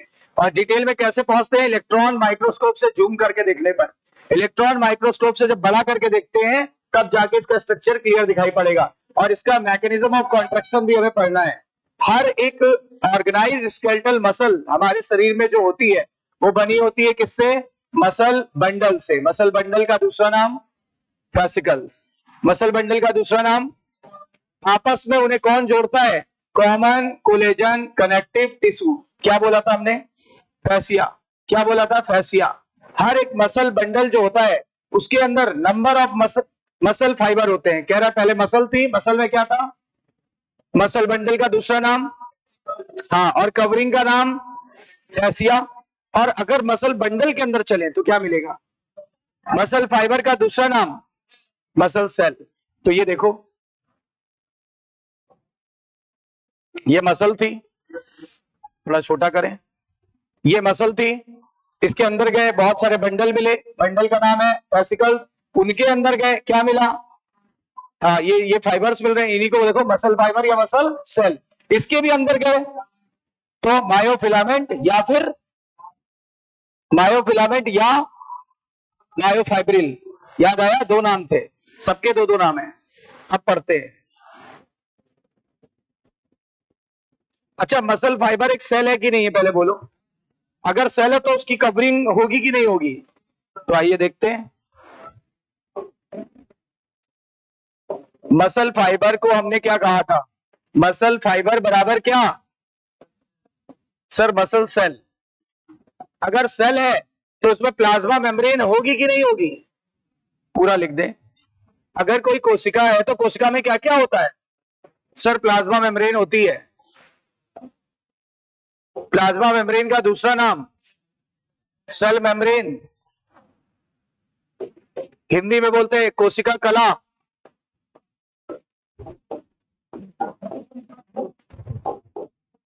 अच्छा, साइटोप्लाज्म भी होगा सर, बिल्कुल होगा, साइटोप्लाज्म भी होगा। न्यूक्लियस भी होगा सर, बिल्कुल होगा। अच्छा, एंडोप्लाज्मिक रेटिकुलम भी होगा, यानी अंतःप्रदव्य जालिका।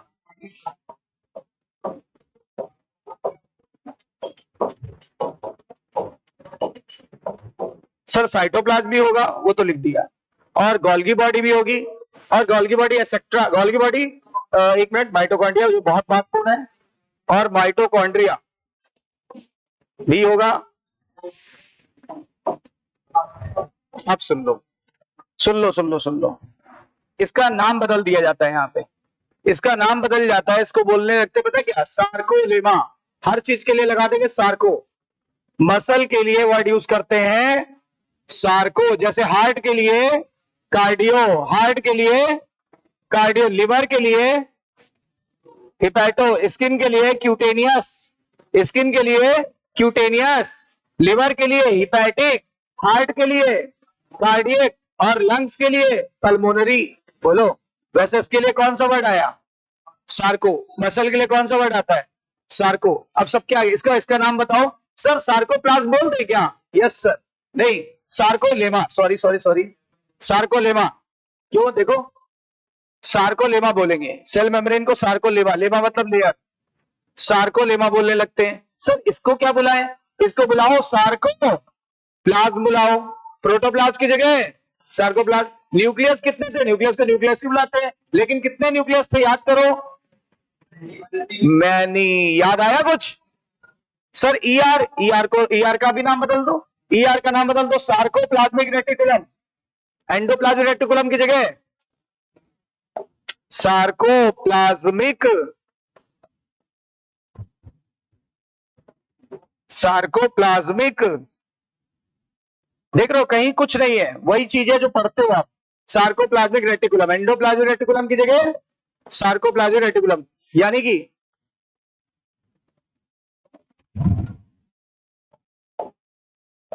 ईआर की जगह एसआर। गोल्गी बॉडी को कुछ नहीं बुलाते, माइटोकॉन्ड्रिया को भी ऐसे ही, एज इट इज डैश, उसका नाम नहीं बदलते।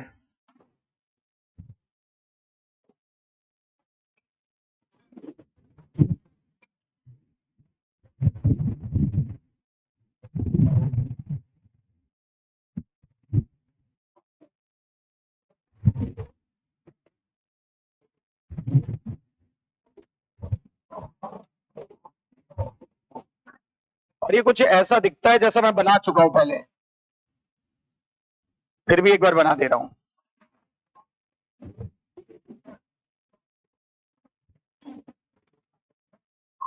ऐसा कुछ दिखता है,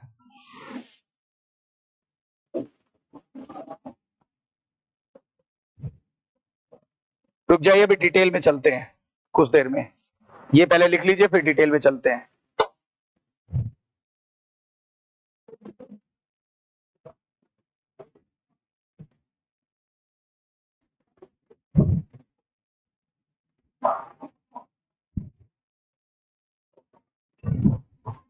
क्या होता है, हम लोग ये नहीं ध्यान देते हैं कि कौन सी सेल है। अब सेल याद हो गया तो हमें ये नाम रटने नहीं पड़ेंगे, सिर्फ सार्को सार्को लगाते जाओ, काम होता जाएगा। प्लाज्मा लेमा की जगह क्या बोल सकते हैं, सार्कोलेमा। साइटोप्लाज्म की जगह, हाँ न्यूक्लियस तो बहुत सारे थे। अच्छा, ईआर की जगह एसआर, एसआर यानी, और आपको पता है यहीं पे कैल्शियम स्टोर होता है जो आगे काम आएगा मसल कॉन्ट्रैक्शन में। ये स्टोर हाउस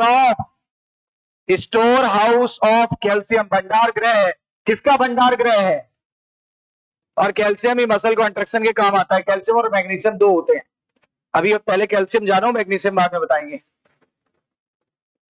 बताओ कैल्शियम कहां स्टोर होता है, सार्कोप्लाज्मिक रेटिकुलम में सर, और यही मसल कॉन्ट्रैक्शन के काम आएगा, इसके बिना मसल कॉन्ट्रैक्शन नहीं हो सकता। जैसे ब्लड नहीं जमा था, कैल्शियम के बिना ब्लड नहीं जमता है, कैल्शियम के बिना हड्डियां मजबूत नहीं होती हैं, कैल्शियम के बिना दांतों का निर्माण नहीं हो सकता है। कैल्शियम बहुत महत्वपूर्ण है, आपको पता ही होगा।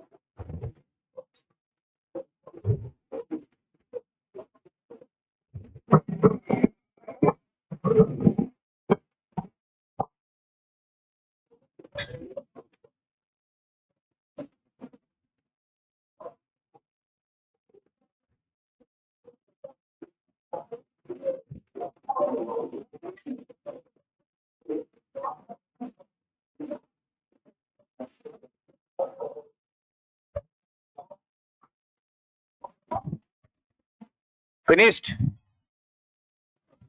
बढ़े आगे। तो ये हम लोग ने पढ़ा कि अगर हमारी मसल फाइबर को मसल सेल बोल रहे हैं तो सेल में इतने गुण होने चाहिए मिनिमम, है ना। तो इनको हमने नाम बदल दिया, क्योंकि मसल के लिए क्या वर्ड यूज करते हैं, सार्को। ठीक है। अगर हम एक मसल फाइबर की डिटेल चले, डिटेल देखें, detail of single muscle cell, तो हमें कैसा दिखाई पड़ेगा? हमको कुछ ऐसा दिखाई पड़ेगा, देखो।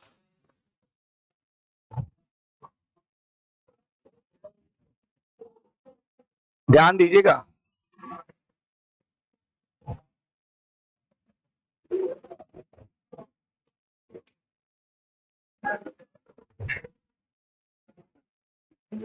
ये एक मसल फाइबर है या सिंगल मसल सेल है। हमने इसे जूम कर लिया, zoom by electron microscope. Zoom करके देखेंगे तो कुछ ऐसी क्लियरिटी नजर आएगी इलेक्ट्रॉन माइक्रोस्कोप से। ठीक है। जब हम जूम करके इसको देखेंगे तो झूम जाएंगे और हमको कुछ दिखेगा, कुछ ऐसे ऐसे बैंड्स। ये देखो, यहां से यहां तक का, यहां से यहां तक का, जिनको ये लाइन अलग कर रही है। इस लाइन का नाम सुन लो पहले, जेड लाइन।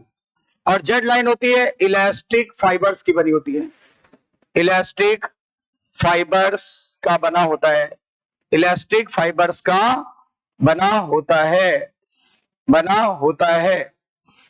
जो, अब जो करके क्या, यहां से देखो, यहां पर इधर और इधर लाइट बैंड होता है। लाइट बैंड, क्या बोला मैंने? Light band.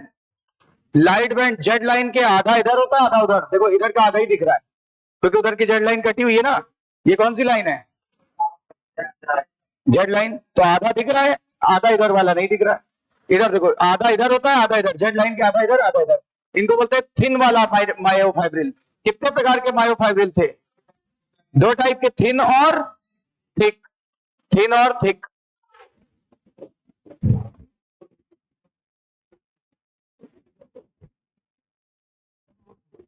ठीक है। जो थिन फिलामेंट को फर्मली जोड़े रखता है, फर्मली, फर्मली मतलब भयंकर रूप से। ऐसा नहीं है कि थिन फिलामेंट इससे डिटैच हो जाएंगे, अटैच रहेंगे, अटैच। देखो, जेड लाइन किसकी बनी होती है? इलास्टिक फाइबर्स की बनी होती है। ठीक है ना, इलास्टिक फाइबरस टिश्यू का बना होता है। और जो किसको जोड़े हुआ है?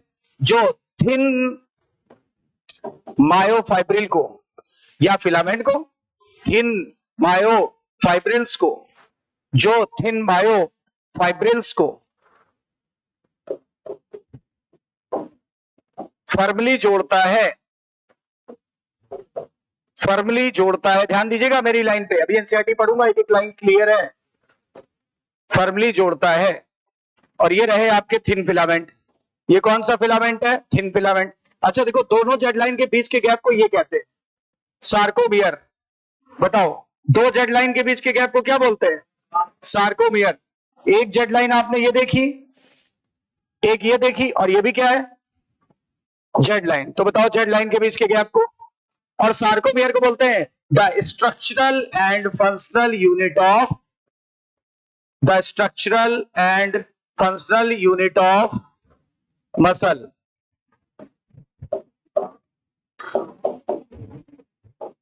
मसल की संरचनात्मक और क्रियात्मक इकाई, जैसे बॉडी की संरचनात्मक और क्रियात्मक इकाई का नाम कोशिका या सेल, हमारे किडनी की इकाई का नाम नेफ्रॉन, ब्रेन की इकाई का नाम न्यूरॉन, है ना? वैसे ही बताओ हमारे मसल की इकाई का नाम सार्कोमियर। सार्कोमियर। सर सार्कोप्लाज्म कहा गया? ये जो कवरिंग है ना, ये कवरिंग, दिस इज सार्कोप्लाज्म। ये लो, सॉरी, एक मिनट एक मिनट एक मिनट। लिक्विड को, लिक्विड ये रहा, लिक्विड को ये लिक्विड, लिक्विड को ये बोल रहे हैं। कवरिंग को क्या बोलते हैं? कवरिंग को बोल देते हैं सार्को लेमा, LEMMA। ये साइटोप्लाज्म है, वो ये है, ठीक है। यहीं पर कहीं पे दिखा देते हैं किसको, ये देखो, ये छुपा हुआ है क्या? SR। समझ गए? SR। और न्यूक्लियस तो बहुत सारे बताए थे, न्यूक्लियस तो आपको बता चुका हूं पहले ही। न्यूक्लियस इसलिए नहीं बना रहे हैं, फिर यहां खराब हो जाएगा मेरा जो पर्पस है, वो समझ में नहीं आएगा।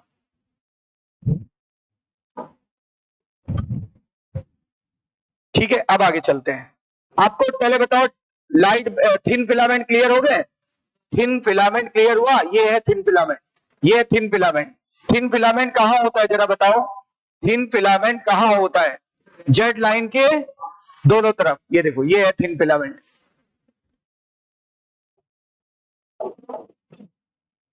थिन मायोफाइब्रिल या फिलामेंट एक ही बात है। थिन फिलामेंट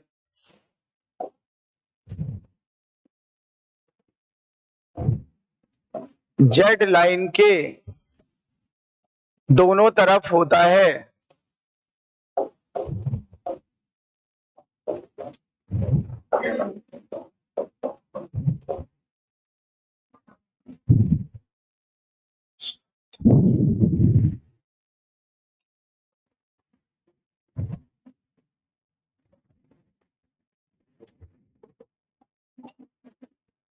इतनी बात क्लियर हुई अभी? अब सर थिक फिलामेंट कहा गया? थिक फिलामेंट ये है, ये देखो, इसकी शुरुआत यहां से होती है, इसका हेड इधर होता है, हेड इधर होता है, ये हेड है, और इसकी टेल ऐसे आपस में लिपटी होती है। यहाँ ये देखो, हेलिकल मैनर में आपस में लिपटी है। यानी कुछ ऐसा इमेजिनेशन करो, उधर वाला इधर ऐसे, ऐसे होता है, ये उधर वाला बना रहा हूं, इधर वाला इस तरफ कर देना हेड ऐसे,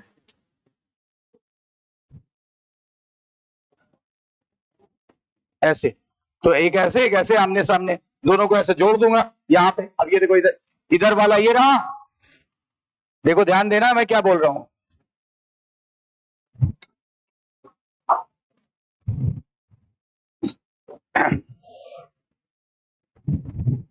ये किधर वाला है?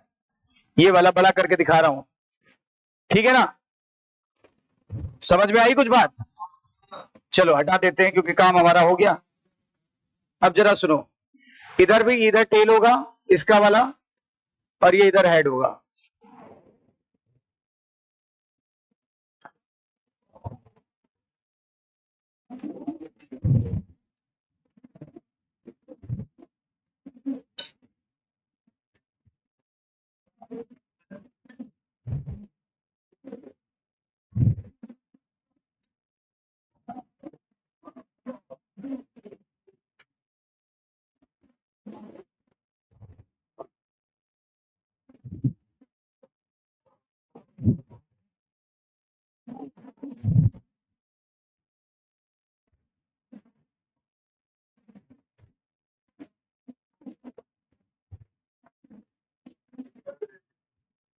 ये देखो, ये इधर वाला देखो ऐसा है, ये वाला ऐसा है, और दोनों आमने सामने ऐसे ऐसे जुड़े रहते हैं। ये देखो ऐसे, समझ गए ना?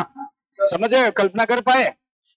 ऐसे आपस में जुड़े रहते हैं, टेल टेल आपस में जुड़ा रहता है, हेड हेड अपोजिट साइड में होता है। ये थिक फिलामेंट है, मोटा दिख रहा है। समझ में आई कुछ बात? इसमें भी दो भाग होते हैं, हेड और टेल, अभी पढ़ेंगे डिटेल में, अभी बड़ा करके इनको भी बड़ा करके देखेंगे। इसको बोलते हैं, इनका नाम है कौन सा बैंड? ये है आपका थिन का उल्टा, थिक फिलामेंट या मायोफाइब्रिल, थिक फिलामेंट या मायोफाइब्रिल।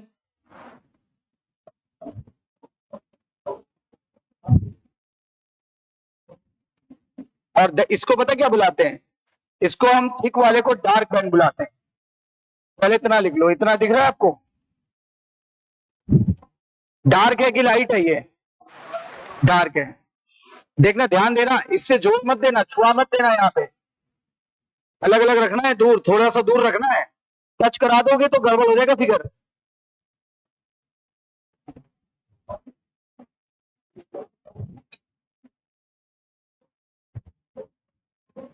ध्यान दो, इसको टच नहीं करा देना इससे। समझ गए? दूर रख दिया, ये देखो दूर कर दिया हमने, टच नहीं है।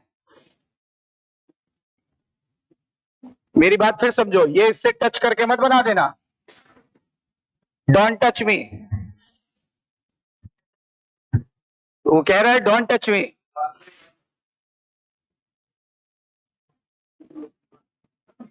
टच करा दोगे सेंस बदल जाएगा, नॉन सेंस हो जाएंगे सब।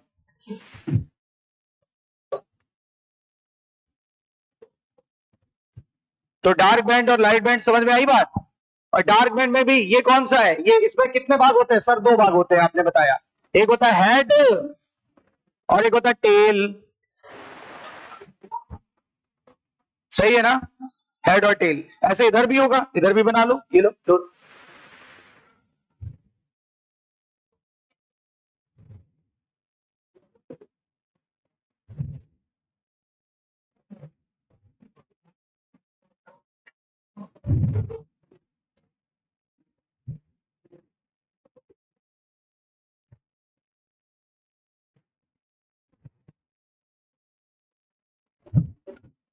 यहां पे कहीं जुड़ रहे होंगे। ये देखो, ये ज्वाइंट है दोनों का, जहां से टेल जुड़ रहे हैं। ध्यान देना, जहां से टेल जुड़ते हैं ना, उस ज्वाइंट का नाम होता है M line, middle line. M line, बताओ, दो थिन फिलामेंट के बीच की लाइन जहां पे दोनों टेल जुड़ रहे हैं, एम लाइन। ये मैं लिख देता हूं यहां पे। This is the central part of, किसका सेंट्रल पार्ट है? Central part of A, central part of thick filament, central part of thick filament, central part of thick filament, that is, उसको बोलते हैं एम लाइन। उसका नाम है M line. और M line होती है थिन, थिन मेम्ब्रेनस फाइबर की बनी होती है। ये इलास्टिक फाइबर, और ये मैंने क्या बोला? थिन मेम्ब्रेनस फाइबर, पतली मेम्ब्रेन के फाइबर की बनी होती है। ध्यान दीजिएगा, सब एनसीईआरटी की लाइन है। थिन मेम्ब्रेनस फाइबर्स की बनी होती है, थिन मेम्ब्रेनस फाइबर्स की बनी होती है।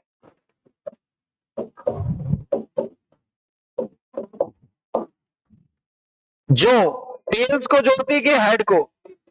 जो टेल्स को आपस में जोड़ देती है।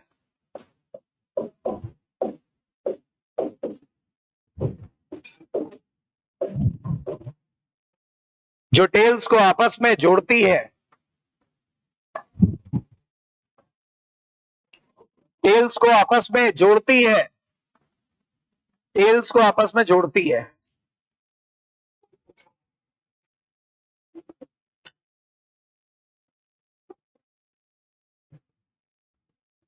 अब जरा एक बात, मेरी बहुत अहम बात सुनना, बहुत अहम बात कहने जा रहा हूं, बहुत इंपॉर्टेंट बात कहने जा रहा हूं, ध्यान देना। यहां पे इनको दो नॉन ओवरलैपिंग एरिया दिख रहा है। दो जगह पे मुझे पर्सनली दो जगह पे नॉन ओवरलैपिंग एरिया दिख रहा है। देखो, क्या वो एरिया ये है ए बैंड के, ये वाला एरिया जो ओवरलैप नहीं कर रहा है? और क्या एक एरिया ये है जो ये ओवरलैप नहीं कर रहा है? ये देखो, समझ रहे हैं? थिन फिलामेंट का वो भाग जो ओवरलैप नहीं, थिन फिलामेंट का भाग है ना, थिन फिलामेंट का वो भाग जो ओवरलैप ना करे, और थिक फिलामेंट का वो भाग जो ओवरलैप ना करे। यहां देखो ये ओवरलैपिंग होती है, जरा चेक करो, ये देखो थिन और थिक ओवरलैप कर गया। देखो भाई, मैं जो बात बताने जा रहा हूं वो समझो। क्या बोला मैंने बोला जहां ओवरलैपिंग होगी, जहां ना हो, जहां ओवरलैपिंग ना हो। यहां बताओ ओवरलैपिंग हो रही है कि नहीं हो रही है, जल्दी बताओ। ये देखो, ये रेड और ये व्हाइट। अच्छा, यहां देखो, यहां ओवरलैपिंग हो रही है कि नहीं हो रही है? लेकिन यहां देखो ओवरलैपिंग, और यहां देखो ओवरलैपिंग, और यहां देखो ओवरलैपिंग। नहीं, यहां कहां हो रही? यहां थिन है केवल, थिक कहां है? यहां देखो, यहां थिन और थिक दोनों है। यहां देखो केवल थिक है, थिन नहीं है। यहां देखो, यहां ओवरलैपिंग हो रही है, यहां ओवरलैपिंग नहीं हो रही। जहां कोई अकेला बैंड हो वहां ओवरलैपिंग नहीं हो रही है, जहां बैंड दोनों है वहां ओवरलैपिंग हो रही है। क्या बात समझ पाए मेरी? मैंने क्या कहा? अब जरा हटा देते हैं, सुनना। मैं आपको दिखाना चाह रहा था ओवरलैप और नॉन ओवरलैप एरिया। अच्छा बताओ, लेकिन मेरा फोकस किस पे है? Non overlap area. दो जगह पे नॉन ओवरलैप एरिया है, एक थिन फिलामेंट में, एक थिक फिलामेंट के बीच में। इसे बोलते हैं आई बैंड। थिन फिलामेंट का नॉन ओवरलैप एरिया क्या कहलाता है? I band. इसे बोलते हैं आई बैंड, आई बैंड। और आई बैंड कैसे होता है? जरा देखो, आधा जेड लाइन के इधर, फिर जेड लाइन, फिर आधा इधर, यानी I by two plus Z line plus I by two. सही है कि नहीं? जरा देखो, आई बाई टू, फिर ये देखो ये, और फिर जेड लाइन दोनों के बीच में, है कि नहीं है? ये होता है I band. This is I band. Thin filament का वो हिस्सा जो ओवरलैप ना करे उसे बोलते हैं, अभी थ्योरी में लिखा देंगे, उसे बोलते हैं आई बैंड। अच्छा सर, थिन वाले को क्या बोलेंगे? अरे थिक वाले को क्या बोलेंगे? थिन का तो आपने आई बैंड बता दिया। थिन वाले फिलामेंट का जो हिस्सा ओवरलैप नहीं कर रहा है, क्या ये वो है ना? देखो यहाँ व्हाइट तो है पर रेड नहीं है, तो ये एरिया आई बैंड कहलाता है। ध्यान देना मेरी बात पे, एनसीईआरटी समझनी है तो एक एक बात पे ध्यान देना होगा। अच्छा, अब देखो, ये देखो रेड वाला एरिया, देखो रेड वाला मतलब थिक फिलामेंट का वो हिस्सा जो ओवरलैप नहीं करता। सर उसे क्या कह दें? उसे बोल दो एच जोन, एच जोन। ध्यान देना, क्या बोला मैंने? H zone. थिन फिलामेंट का हिस्सा क्या कहलाता है? थिन फिलामेंट का हिस्सा जो ओवरलैप नहीं किया था, थिन पूछ रहा हूं, थिन आई बैंड, और थिक का पूछ लिया जाए तो एच जोन। समझ में आ गई बात? Note down. सारी थ्योरी इसी में छुपी हुई है, एक फिगर से सब कुछ आ जाएगा आपको, ये तो गारंटी है।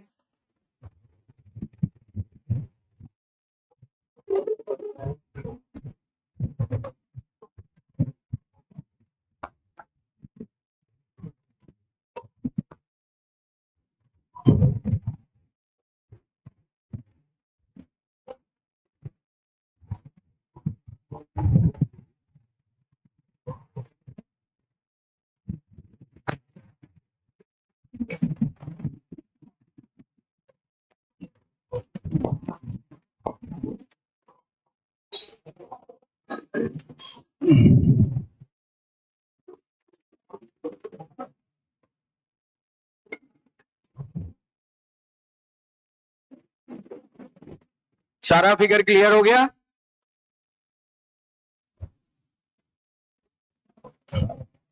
बताओ, एम लाइन टेल्स को आपस में जोड़ रहा था कि हेड को? एम लाइन टेल को आपस में जोड़ता है कि हेड को? टेल को आपस में जोड़ता है।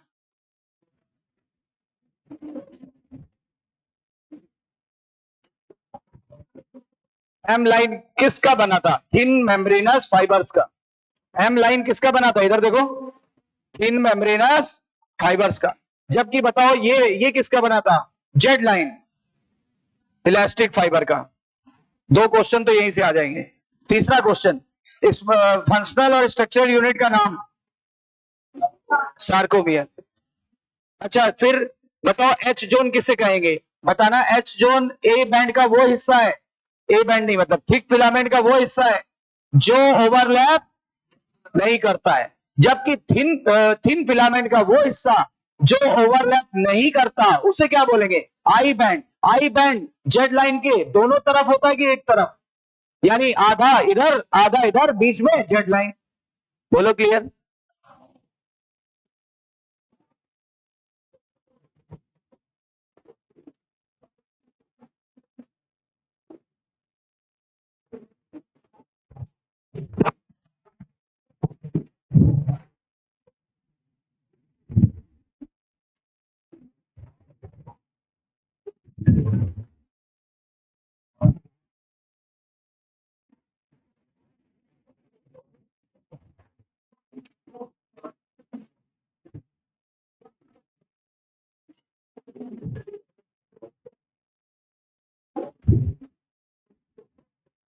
ये कौन सा फिलामेंट है? पतला वाला मोटा वाला?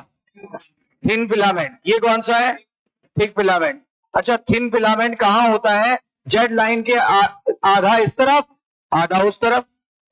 लेकिन उसके किस भाग को आई बैंड बोलते हैं? जो ओवरलैप कर रहा है, इस वाले को जो ओवरलैप कर रहा है कि जो ओवरलैप नहीं कर रहा है? ये तो ओवरलैप कर रहा है, ये ओवरलैप कर रहा है, तो इसको आई बैंड नहीं बोलेंगे, उस हिस्से को आई बैंड बोलेंगे जो ओवरलैप ना करे। इसी तरह यहां बताओ, ये हिस्सा देखो, ए के हिसाब से देखो, ए ओवरलैप कर रहा है कि नहीं? इधर ए ओवरलैप कर रहा है कि नहीं कर रहा है? कर रहा है, तो हम इसको एच जोन नहीं कह सकते, हम एच जोन उसी को कहेंगे जहां पर ए ओवरलैप ना करे, जहां थिक ओवरलैप ना करे। क्लियर है सबको?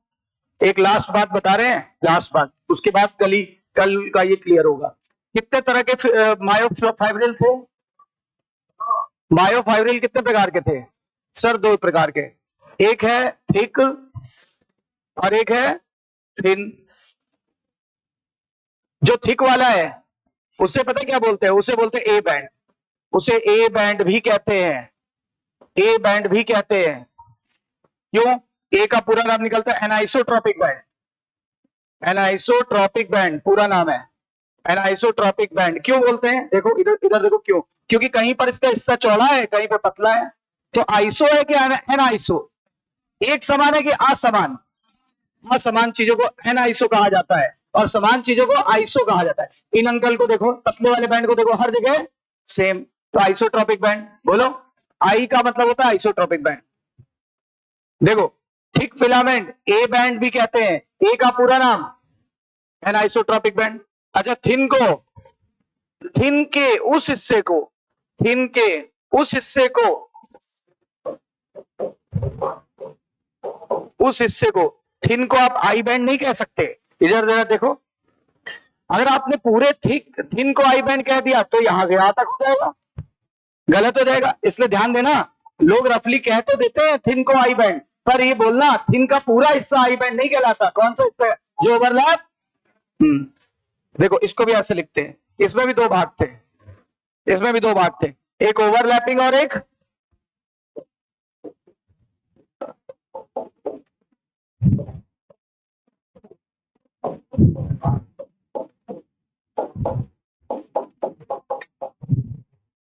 किसे आई बैंड बोलेंगे? This is I band. और फिर याद दिला दे, आई बैंड दो हिस्सों में होता है, जेड लाइन के आधा इधर आधा उधर। और बता दें ये किस प्रोटीन का बना होता है? ये डार्क कलर का होता है, इसलिए इसको डार्क बैंड भी होते हैं, इसलिए इसका एक और नाम है dark band, that is dark band. बताओ, थिक फिलामेंट का दूसरा नाम sir A band, A band का तीसरा नाम डार्क बैंड, तीन तीन नाम है इसके। अच्छा, थिन फिलामेंट कैसा होता है? ये लाइट कलर का, ये लाइट कलर का होता है, ये लाइट कलर का होता है। अच्छा, यहां आई क्या है? आई का मतलब आइसोट्रॉपिक बैंड।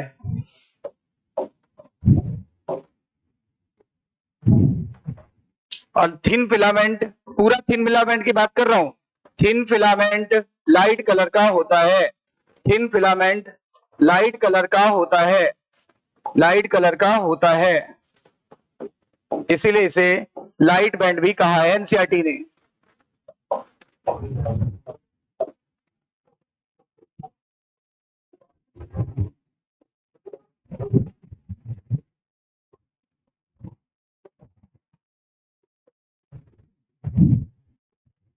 थिक फिलामेंट को ए बैंड कहते हैं, कोई दिक्कत नहीं है। ए का मतलब होता है एनाइसोट्रोपिक बैंड, क्योंकि कहीं मोटा है कहीं पतला है। अच्छा, डार्क कलर का दिख रहा था तो हमने डार्क बैंड भी कह दिया, कोई प्रॉब्लम नहीं है। अच्छा, थिन फिलामेंट जो है उसमें दो भाग थे, overlapping non overlapping. Non overlapping भाग को आई बैंड कह दिया। अच्छा, बाकी थिन फिलामेंट देखने में कैसा था, लाइट कलर, तो इसे लाइट बैंड भी कहते हैं। और रफली पूछा जाए ये किस प्रोटीन का बना होता है, ये मायोसिन प्रोटीन का बना होता है। सुना है कभी नाम, मायोसिन प्रोटीन का बना होता है।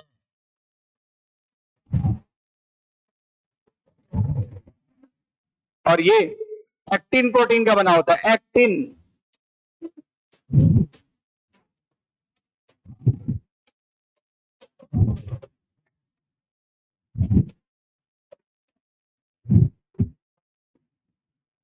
एक्टिन प्रोटीन का बना होता है।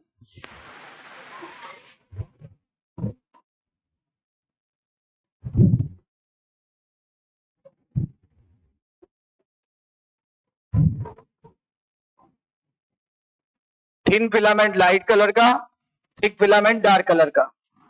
तो थिन फिलामेंट को लाइट बैंड भी कहते हैं और थिक वाले को डार्क बैंड भी कहते हैं। डार्क बैंड को ए बैंड भी कहते हैं। कल ये बहुत ही क्लियर हो जाएगा, कल ये बहुत ही क्लियर हो जाएगा।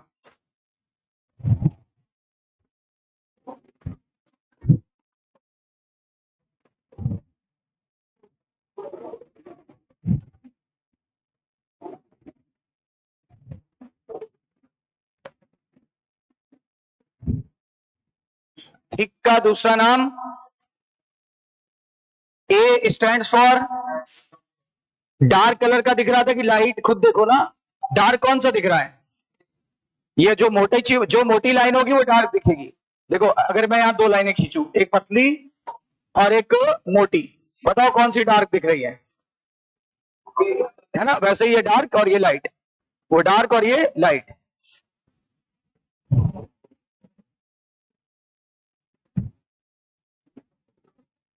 ये लाइट ये डार्क, इसको ए बैंड कहेंगे। लेकिन इसके पूरे भाग को आई बैंड नहीं कहते, बार बार याद दिला रहा हूं। किस भाग को आई बैंड कहते हैं, नॉन ओवरलैपिंग भाग को। आई बैंड जेड लाइन के आधा इधर आधा उधर। ये मायोसिन प्रोटीन का बना है, वो एक्टिन प्रोटीन का बना है। कल और क्लियर इसलिए हो जाएगा, कल इसके आगे बढ़ेंगे तो कुछ फार्मूले हैं, कुछ ट्रिक्स है, वो बताते चलेंगे तो और क्लियर होगा। कंफ्यूजन नाम की चीज कल खत्म।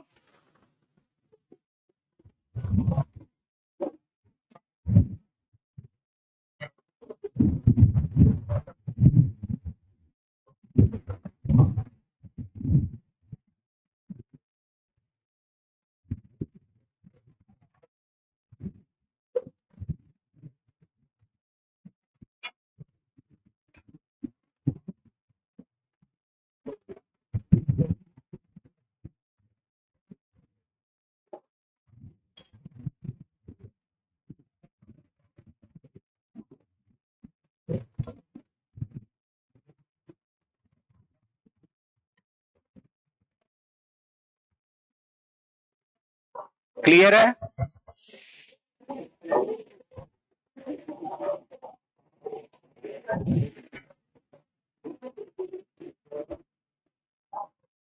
हो गया। ये मायोसिन का वो एक्टिन का, ये मायोसिन वो एक्टिन, जो मोटा वाला है मायोसिन का, जो पतला वाला है एक्टिन का।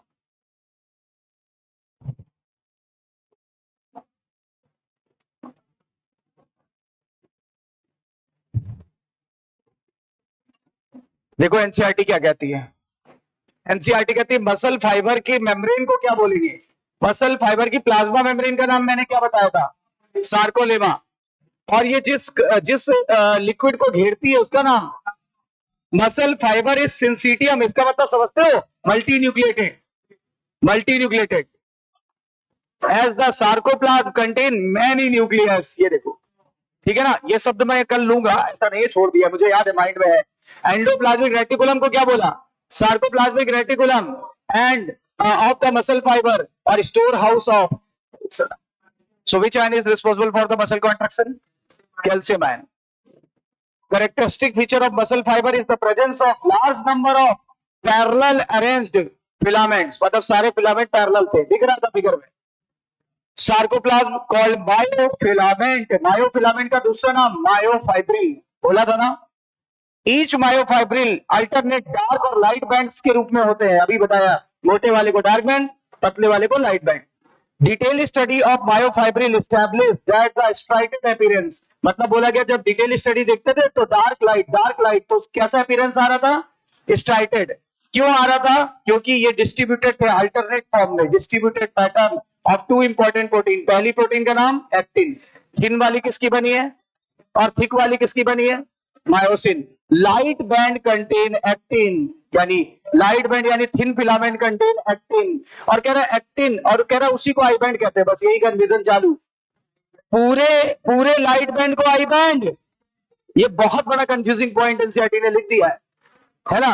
तो याद रखना, लाइट बैंड का वो हिस्सा जो ओवरलैप ना करे उसे आई बैंड कहते हैं, और यहीं पे मैं बार बार अलर्ट कर रहा हूं आपको, and that is called as I band या आइसोट्रोपिक बैंड। वेयर एस जो डार्क बैंड था उसे क्या बोला, ए बैंड, ए बैंड का दूसरा नाम एनाइसोट्रोपिक बैंड, और उसमें क्या होगा, कह रहा है उसमें मायोसिन होगा, बोलो सही है, मायोसिन नाम की प्रोटीन होगी। Both the protein are arrange rod like structure parallel to each other and also longitudinal axis to myofibril. अरे वो कुछ नहीं है, ये छोड़ दो पॉइंट, कह रहा है दोनों पैरेलल है, बस का बात खत्म।